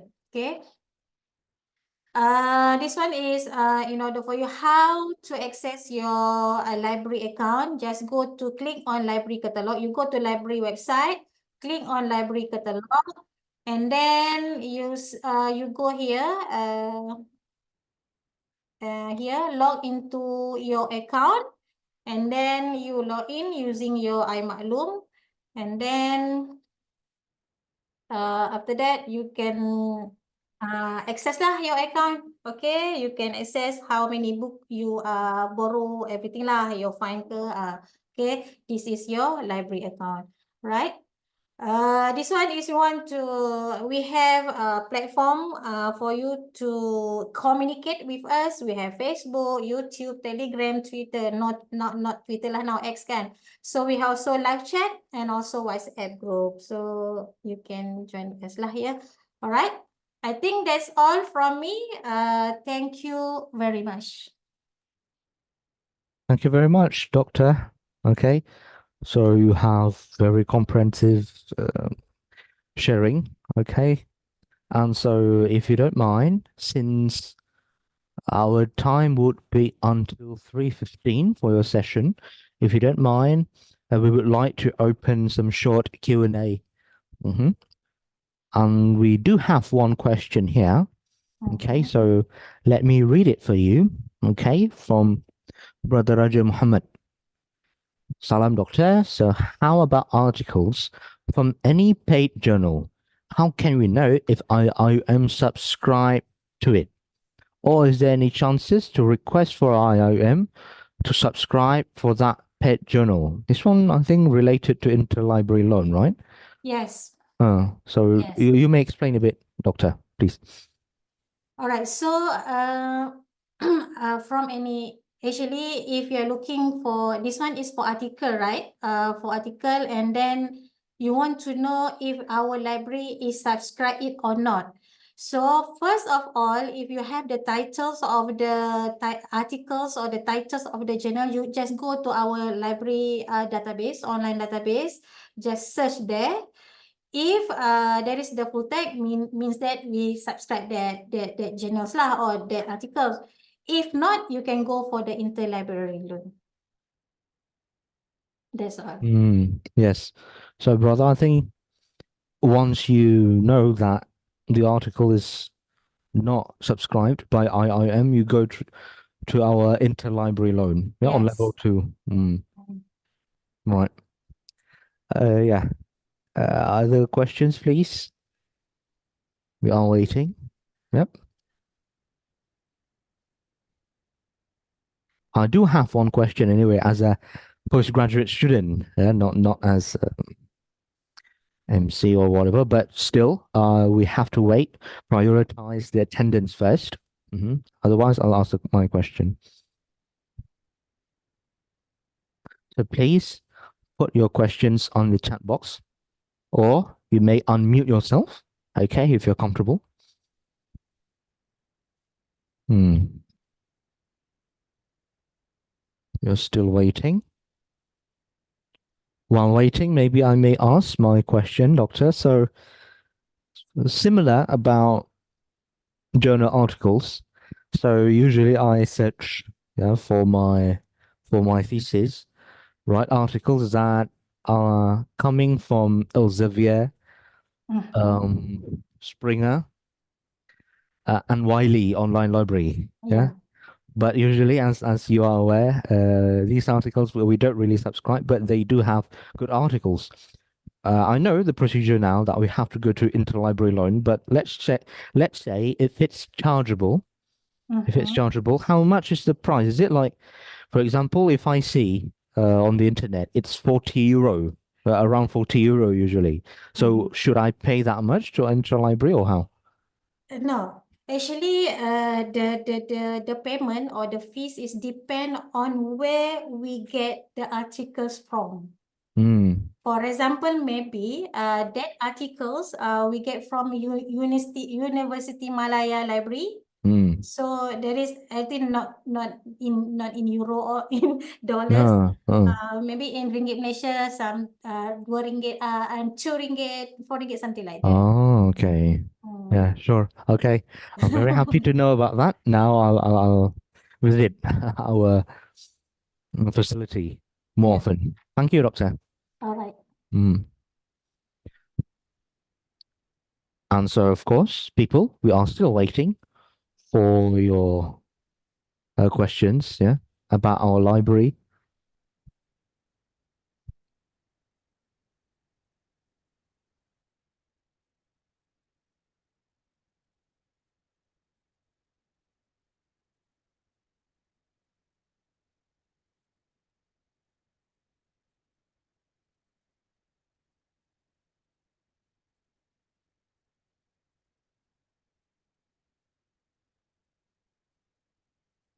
Yeah, please, people, you may also unmute. Don't worry, okay? And don't be too shy, okay? Because we are all learning here, okay? So please unmute yourself if you want to ask the question maybe a little bit more clearly to Dr. Zahila. Yes.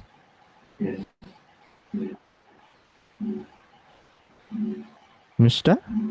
Do you want to ask question? Or else you may mute yourself.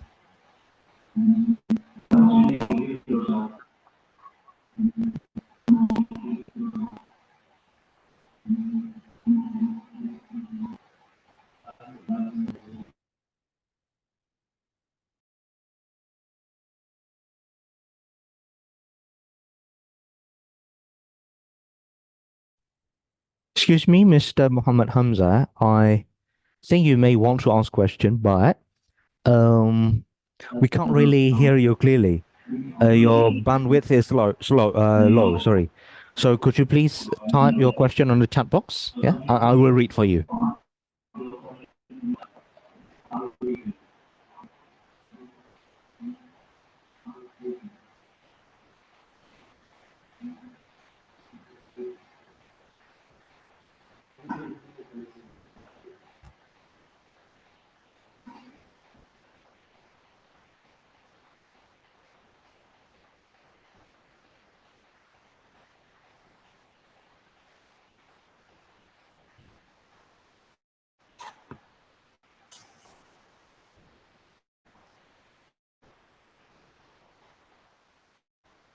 Yes, Mister. You may just type your question on the chat box because Your connection, I think, is a bit slow. No, we can't really hear you clearly.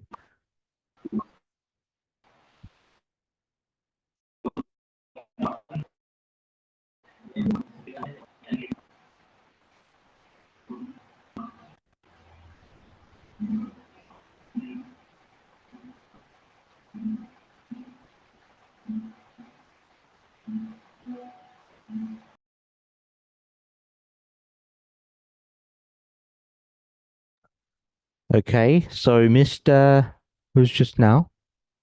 Okay, you may once again just type your question on the chat box while waiting for you. If you do have question, we have another question here. So, Dr. Zahila, do we need to activate our metric card at the library in order to use the library services there? I think the answer is yes, but maybe Dr. Zahila may want to add more information.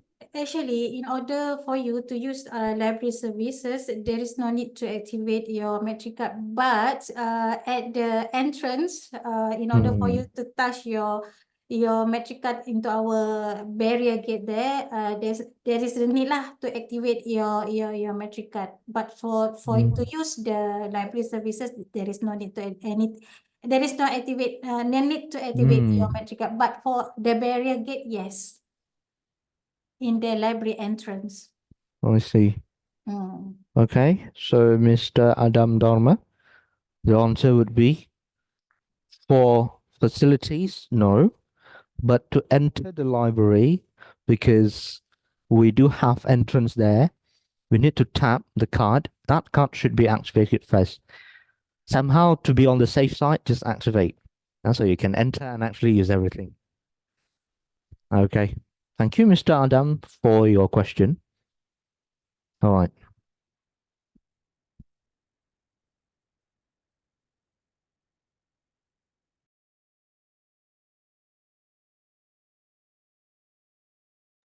I think it's already time for us to end this session. So,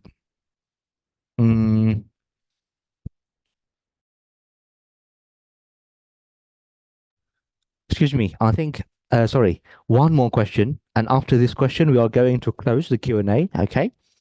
From Jeremy Minani, do your library provide access to other software for citation apart from Mendeley? No, the library only have Mendeley. No more other citation software citation other than Mendeley. Thank you, Doctor, for the answer. Okay, only Mendeley. Okay, so far. All right. So I think that's it. Yeah, we close the Q&A for this session. So thank you very much, Dr. Zahila, for sharing everything to us. We are very happy to hear all of it. Thank you, Doctor. All right, thank you. Assalamualaikum. Wa alaikum salam wa rahmatullah. Right, and also thank you for those who already asked their questions. Okay, now we are going to move into the next session.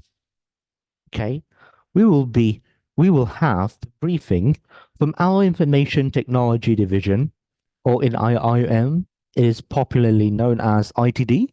Okay, the briefing will be presented by Mrs.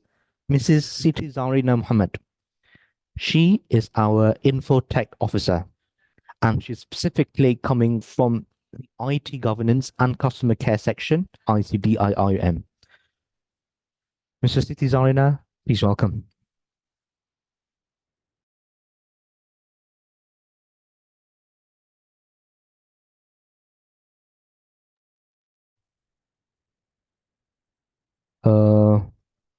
You are still muted, I think. Just unmute. Okay, sorry, because I couldn't unmute my mic just now. I think the sorry. host didn't allow. Yeah. Okay, Assalamualaikum warahmatullahi wabarakatuh. Waalaikumsalam warahmatullahi wabarakatuh. So I can start now? You may start now, Okay. Mrs. Okay. Okay, so I couldn't share my screen Can you enable the screen sharing? Let me know our assistant director first.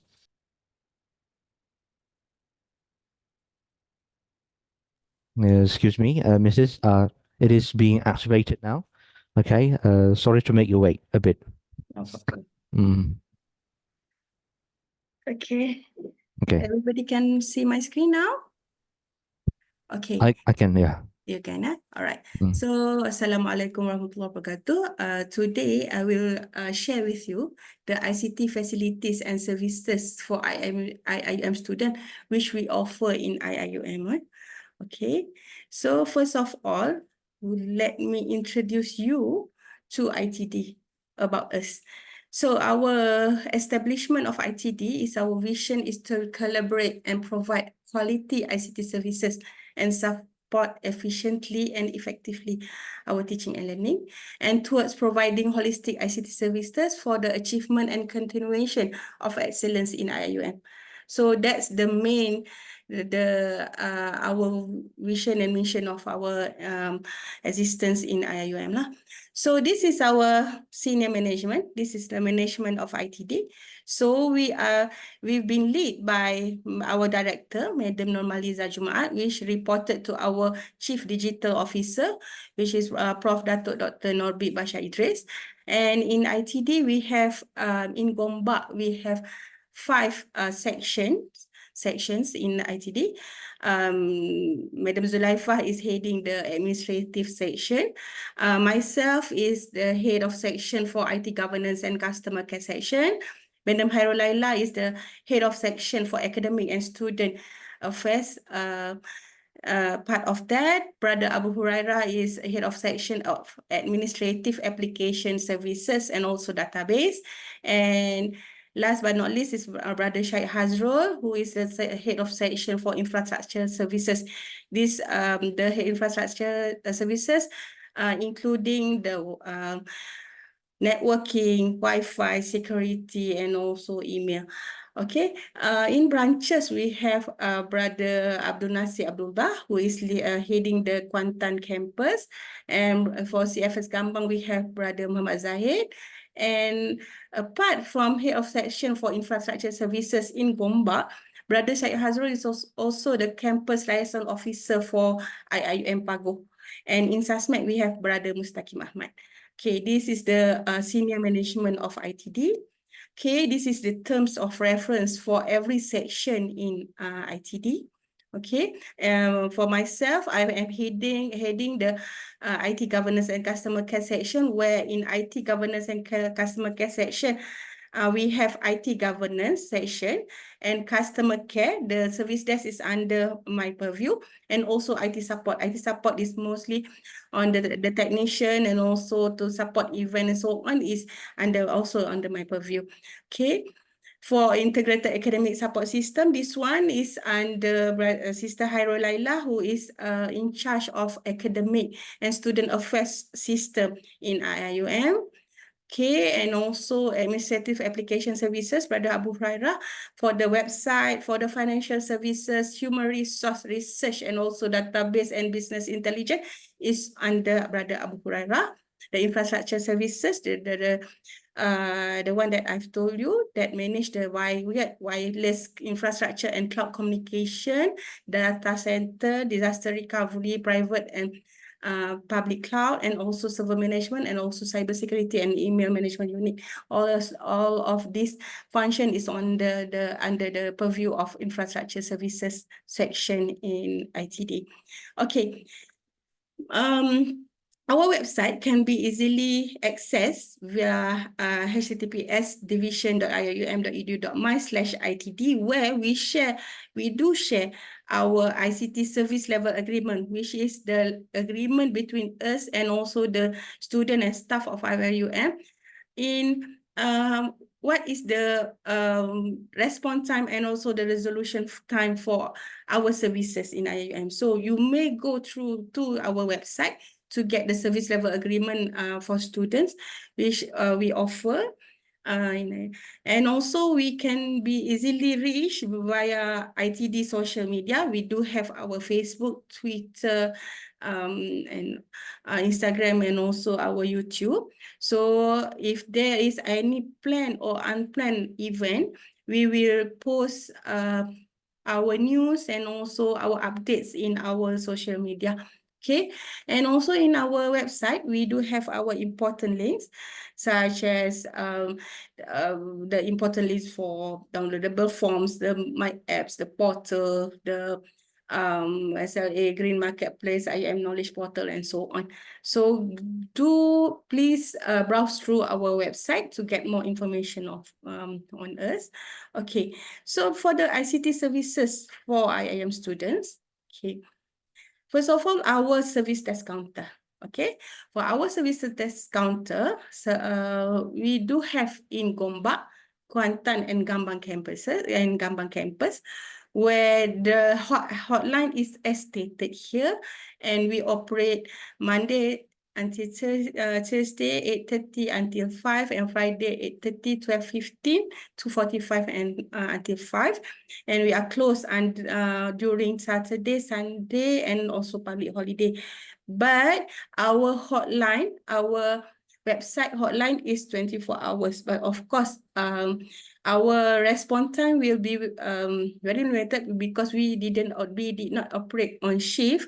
So please bear with us if your question or your problem occur during after office hour. There will be some time for us to respond. Okay. And in Pago, we also have our ICT service help desk, which operate from Monday until Wednesday, 8:30 until 5, on Thursday, 8:30 until 3:30, and Friday, Saturday, and public holiday, of course, it will be closed.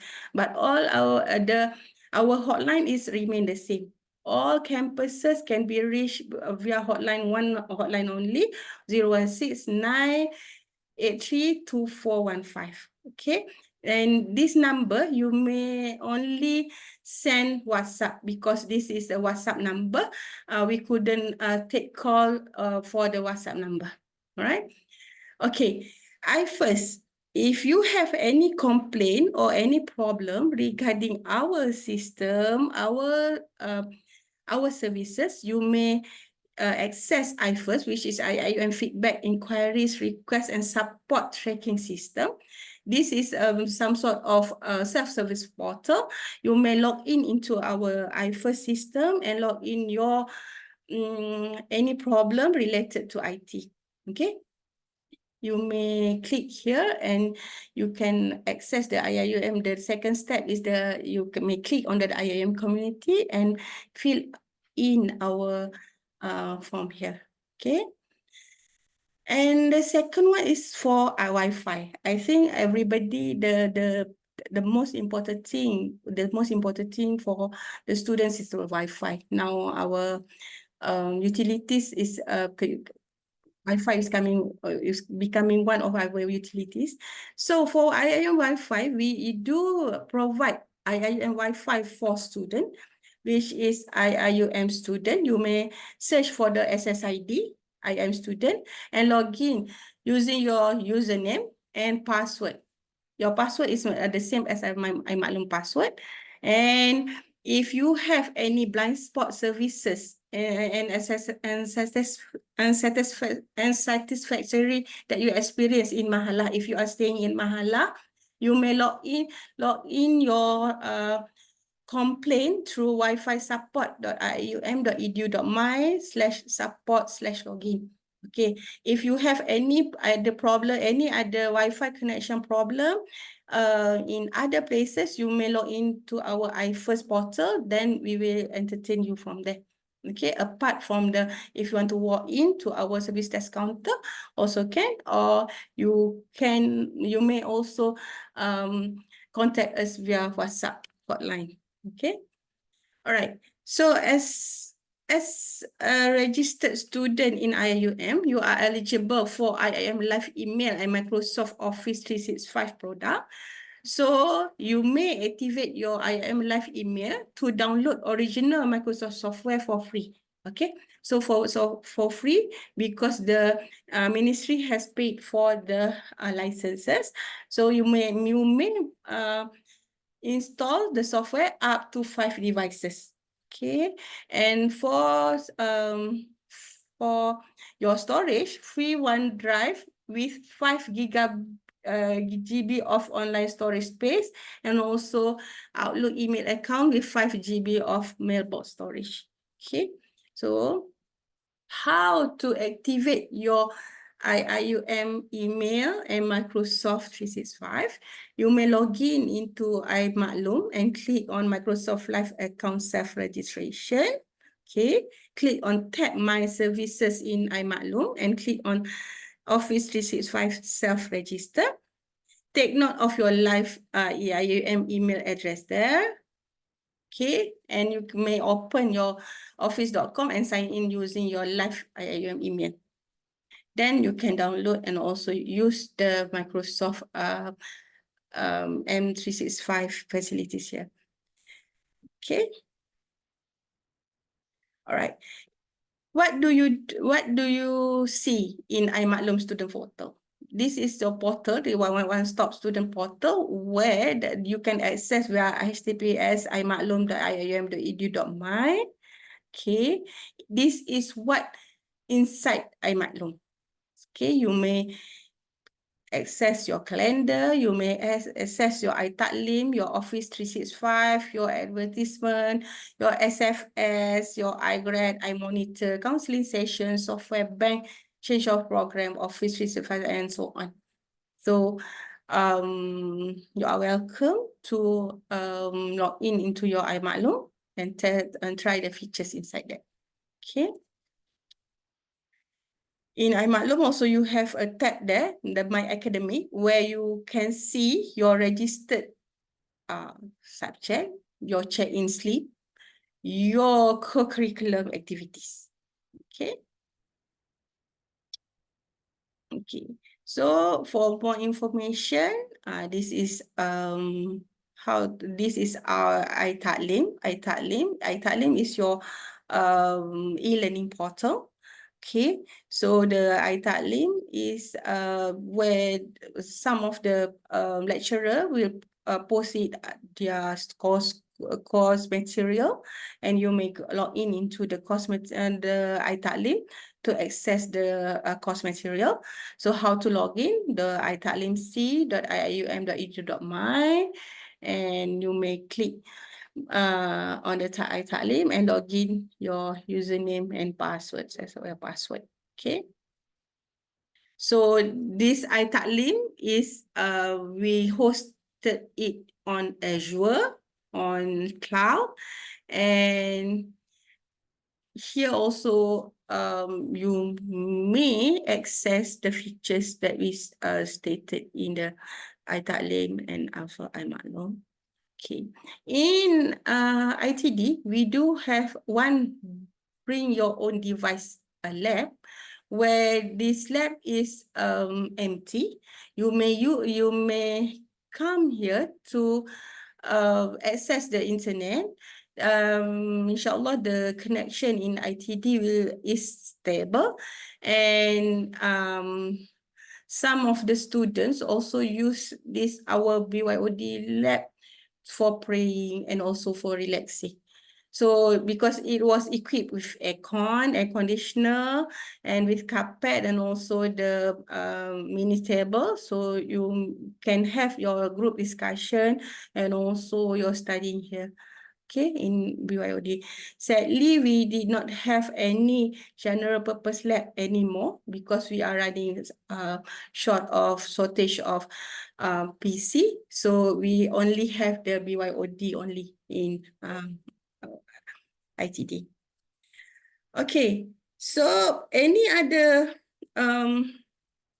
information and also services, you may access our catalog and handbook, IIUM student handbook, in our website, where the ICT service catalog for IIM student is here. And also you may browse through our website to get more information on what other services in IIUM. Okay, so I would like to take this opportunity um, to tell you about this ICT security policy and a policy on responsible use of ICT resources for IIM students. There is a policy which stated that any unauthorized device with the capabilities of forwarding data packet between computer networks and connecting to other campus is considered illegal. So that's why from at the beginning of the presentation, if you have any problem, any blind spot that you may face in IIUM, please reach out to us whether through iFirst or our service desk counter, or also our WhatsApp, because if you attach any devices which is not belong to IIUM, such as router, in order to speed up your device capability to get the signal from our Wi-Fi, it is considered illegal. Okay, so the legal consequences, not limited to expulsion, may be charged to the student if we found that the student is attaching any illegal routers or also any illegal devices into our infrastructure. So if you have any problem, please reach out to us. We will do our best to help you to overcome the problem. Please do not attach any devices to speed up your device capability in order to get more signals of our Wi-Fi. Okay. So okay, this is our Facebook. Okay, this is our Facebook. Please like and share so that you may get information, the first-hand information, and also the latest information from us via our Facebook. If anything, we will announce it through our Facebook. So that's all, I think, the presentation from me. Thank you, and I would like to take this opportunity to welcome all of you to IIUM. Enjoy your learning experience here, and please come to us if you have any ICT related problem. Thank you. So pass back to you, Mr. Mama Yasir. Thank you, Madam. I think we usually call or address Madam. So, Madam, thank you for your explanation. Okay, about our services, the brief explanation about ITD. In fact, I myself frequently visit BYOD lab. So we are very happy about all these. Now, if you don't mind, since we have time until 4 p.m., 4 p.m. sharp, we have questions. And this time around, actually, we have lots of questions. So Okay. expect to have lots of questions for ITD, yeah? Okay. So let me go through one by one. Okay. I'll go through who asked the questions first. And so first one is this one. If you finish a question like this, if you finish to register for Microsoft 365, can someone still access it outside of Malaysia? So if yes. Okay. If you are still active student of IIUM, okay, you are still you have installed it inside. Maybe if you go back to your country, you may install it using your credential. But once you have graduated from IIUM, okay, we will run some sort of cleanup exercises. Then your credential will be removed from Microsoft. But of course, when during you are still an active student of IIUM, you may use your credential to install up to 5 devices, either it laptop or your tablet or anything, up to 5 devices, and it is not something which is illegal, lah. You may use it even if you are out of the country or out of Malaysia, also it can be used, still can be used. Okay, so we can use it from anywhere, Yes. provided that we are still an active student of IIUM, isn't it, madam? Yes, yes. So Okay. if you are an undergraduate, of course you are a postgraduate. But if you are master, so after your master, please continue to do your PhD in IIUM. So you may have more time to enjoy our benefits as a student of IIUM. Okay. Yeah, so people, master students are encouraged, to do your PhD here. And so you have prolonged, usage of our facilities. Madam said it's IT's facilities, but other facilities too, I believe. Yeah. Others facilities. Yeah. Okay. Okay. Thank you, madam, for your answers. Moving on. Okay. So another question would be this one. How can I activate my iMa'lum since I tried to activate it but was unsuccessful due to incorrect metric number or temporary password? Common problem, I think. Common problem, For new students. Okay. You are in Gombak campus? Yeah, so I think Is the one who asked the question is in Gombak campus? You may drop us a comment, a line in our WhatsApp, so the person in charge will contact you. Or if you are in Gombak campus, you can walk into ITD. We will assist you promptly. I see. So If not, sister, you just give us you may reach us through our WhatsApp number. So sister Fatin Nabila, you may not be able to solve this yourself. So please come here to Gombak campus. Huh? If you are in Gombak campus, please come to our ITD counter. But if you are not, drop us a line in our WhatsApp number. Yes. Okay, so Sister Fatin, I hope you took note of that. Okay, so then your issue could be solved. All right. So and then another question: for how long your license for IIM Microsoft 365 lasts? This one you already answered. As long as you are an active student, right, madam? Yes, as long as you are an active student of IIUM, yes, you may use your Microsoft 365. But the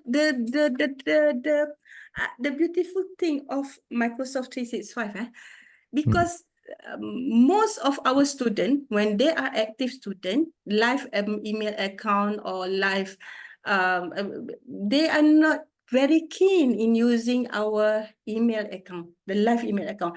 But once you are graduating, then you the graduate students of IIUM like to use the live email account which is provided by IIUM. This is what we have been facing now, because we are cleaning up the account for our graduates.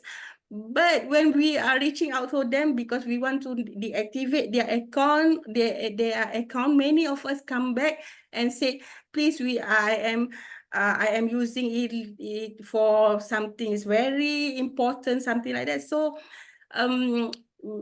yeah, of course, we are human, we can give us until certain time, but we couldn't afford to give for years for them to finish up their business. So I don't know, maybe something our student something to look upon. You have to actively use during your stay in IIUM. If not, if it is not beneficial, I think the graduates won't use it. when they are graduating, but they have graduated in IUM. But most of the graduate didn't want to let go of their live email account. So please use the benefit that he's provided for you throughout your stay in IUM. Uh, okay. So that would be clear enough, I guess. Now we have to look at another questions. Now, Mr. Raja Muhammad, he's asking 3 questions. Yeah, I think we can go through one by one. Question number 1. How many devices we can use in one time under same student ID and passwords, is it? Yeah, because okay, this is not concurrent user. This is not the license that we have now is every username, every student and every staff may use up to five license lah.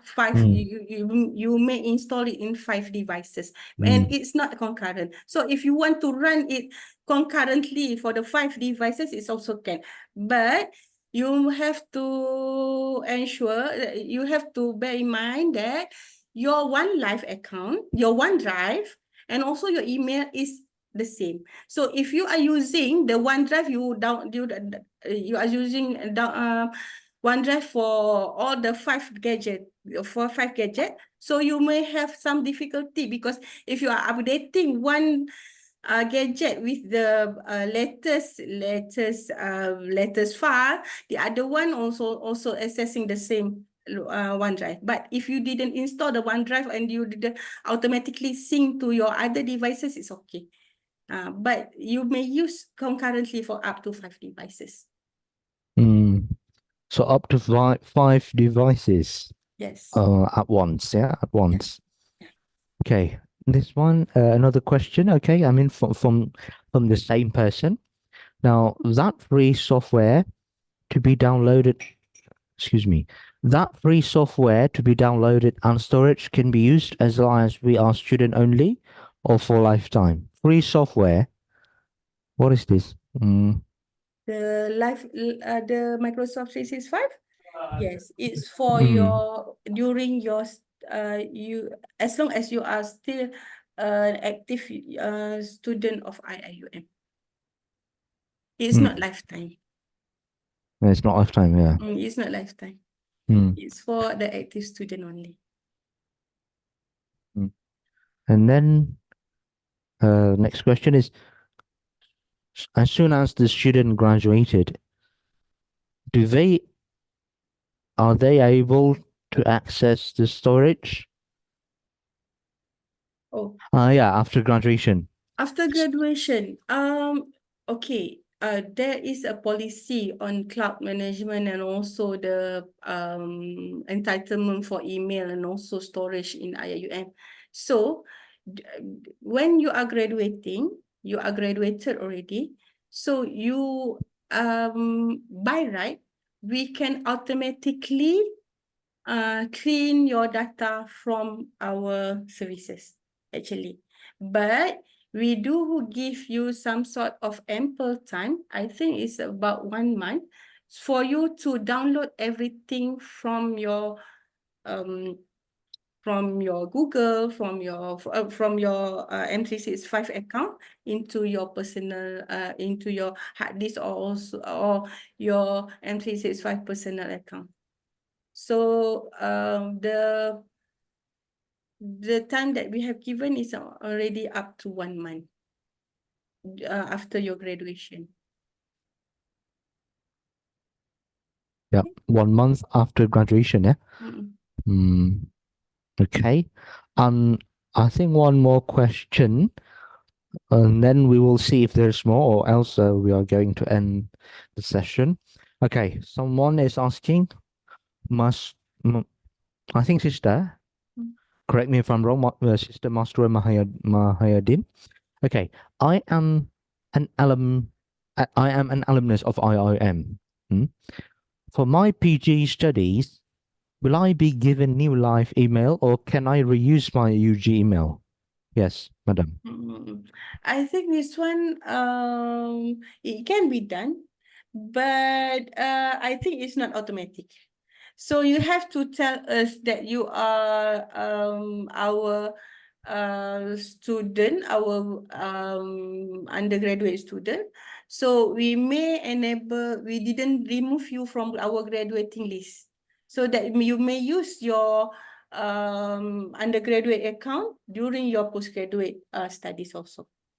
So give us, you can email to us or you can drop us a WhatsApp through our hotline so that we can take care of it from for you. Okay. Yes. So the one who asked question, you may do exactly like what Madam Sitajorina said. Okay. So far, I think that's all the questions, madam, but we are still waiting. Let's see. But after all, for now, of course, thank you very much for answering the questions because we have a little bit more questions, yeah, than previous sessions. One question is coming again, madam. So, hi, I'm also, excuse me. Hi, I'm also an alumnus. When I try to register, it automatically brings me to the previous email. So, your question is, do you expect to You want to use your your new? previous email, or you want to use your you want to use other email? So if it's your previous email, I think it should be no problem with you, right? But if you have any problem, you can give us a WhatsApp so that we can take care of it. And then one sister, if you remember, okay, another question. One sister, madam, if you remember, asking about what just now? Oh yeah, her issue with her iMaklum, right? So she said that she's in her hometown, so obviously she had to contact WhatsApp then. She's asking for the WhatsApp number again, so would you mind sharing that? Okay. Mm. I am typing my WhatsApp number, our ITD WhatsApp number in the chat.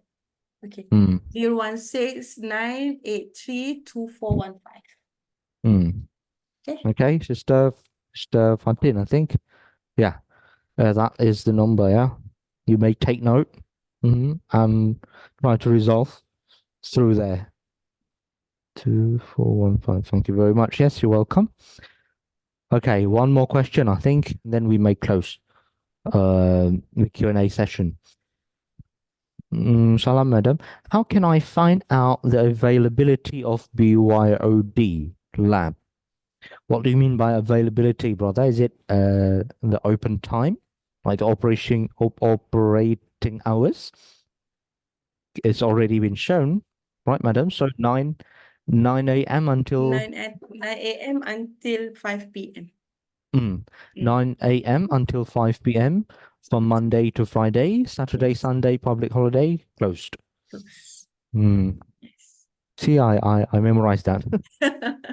Have you been in our BYOD, brother Yasir?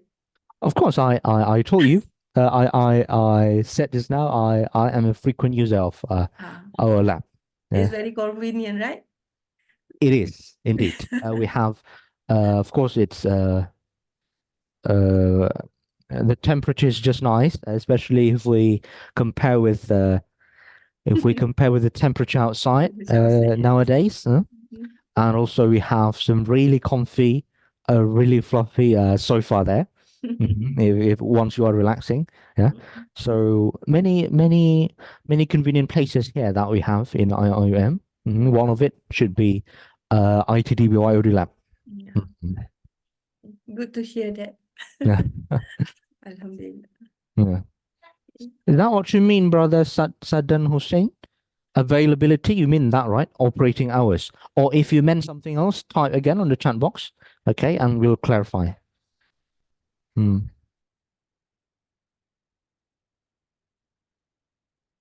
If you are not following up, then I think we may end the session now because Madam Sizorina already answered lots of questions. So hope you are not getting exhausted, yeah, Madam? But Hmm. if you do have any other question and any other difficulties, please reach out to us. Come to our counter. If not, come to drop us an email. Email is our servicedesk@ium.edu.my, or our WhatsApp number that I have typed in the chat. And also you may use the iFirst. All of this is connected to directly to my section actually. So we will be happy to assist you throughout your study in IUM. Okay? All right. Mhm. Hope the attendants heard that. Okay, so I think we may end the session now. Okay, so Madam, we would like to extend our appreciation for you. Thank you so much for your sharing. We shall see next time. Thank you, Madam. Thank you. Assalamualaikum. Waalaikumsalam warahmatullah.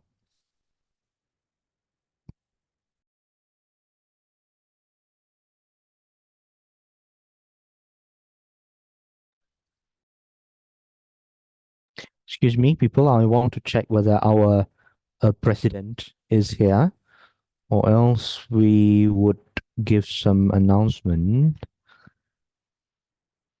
Mr. Faiz Nakib, are you here with us? Currently, no. Yeah, I don't see him for now. He left the room for a while, so I think I would take charge a bit, okay, about this thing. So basically, I would like to also remind about the outing, okay, which would be happening this Thursday, right, February 29th, 2024, okay. The link is already given for you to register. All right, and I would love to see you on Thursday. And of course, it's prioritized for those who are in campus. Excuse me. Yes, this is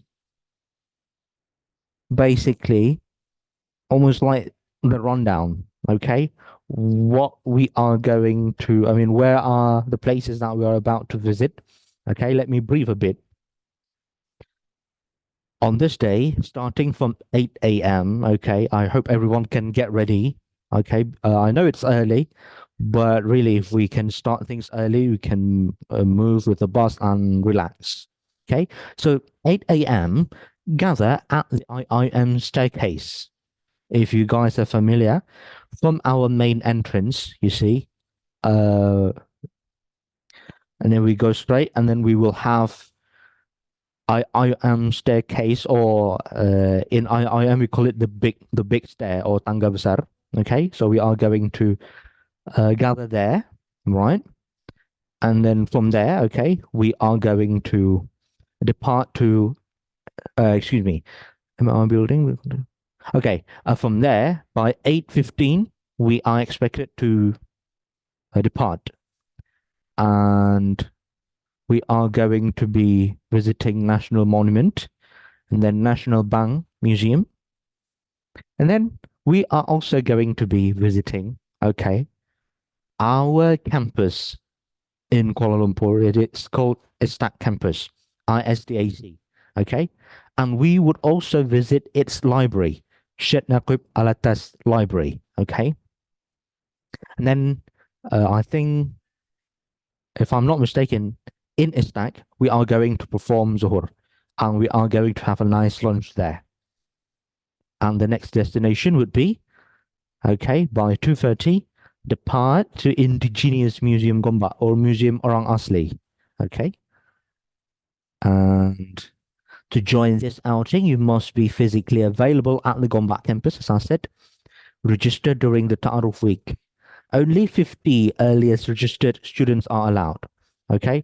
You guys do have on your screen for you to scan, but I'm going to forward the link anyway. Oh yeah, it's there. Thank you, Madam Farita, for sharing.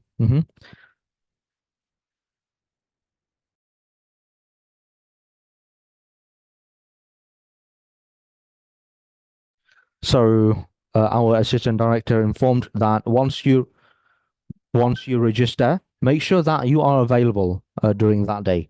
Yeah, be physically present, of course. Yes. One question. Sorry for asking this. I just wonder, according to the schedule on this coming Thursday, do we need to have our own breakfast or it will be provided? Thanks, bro.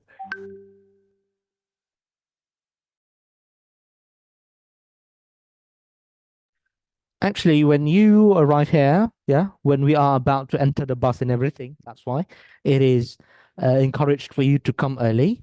We do have the breakfast. We are going to distribute breakfast. Breakfast is provided. Okay. Don't worry, brothers. Yeah. Okay, sure. One question, what's the link for? The link is for you to register because we need to have registered participants. We get you registered first, and then we'll send you confirmation email. Then only you are eligible to join. So this is not really a walk-in basis. Yeah, please register first. I hope it answers your question. Okay. Anything else to ask?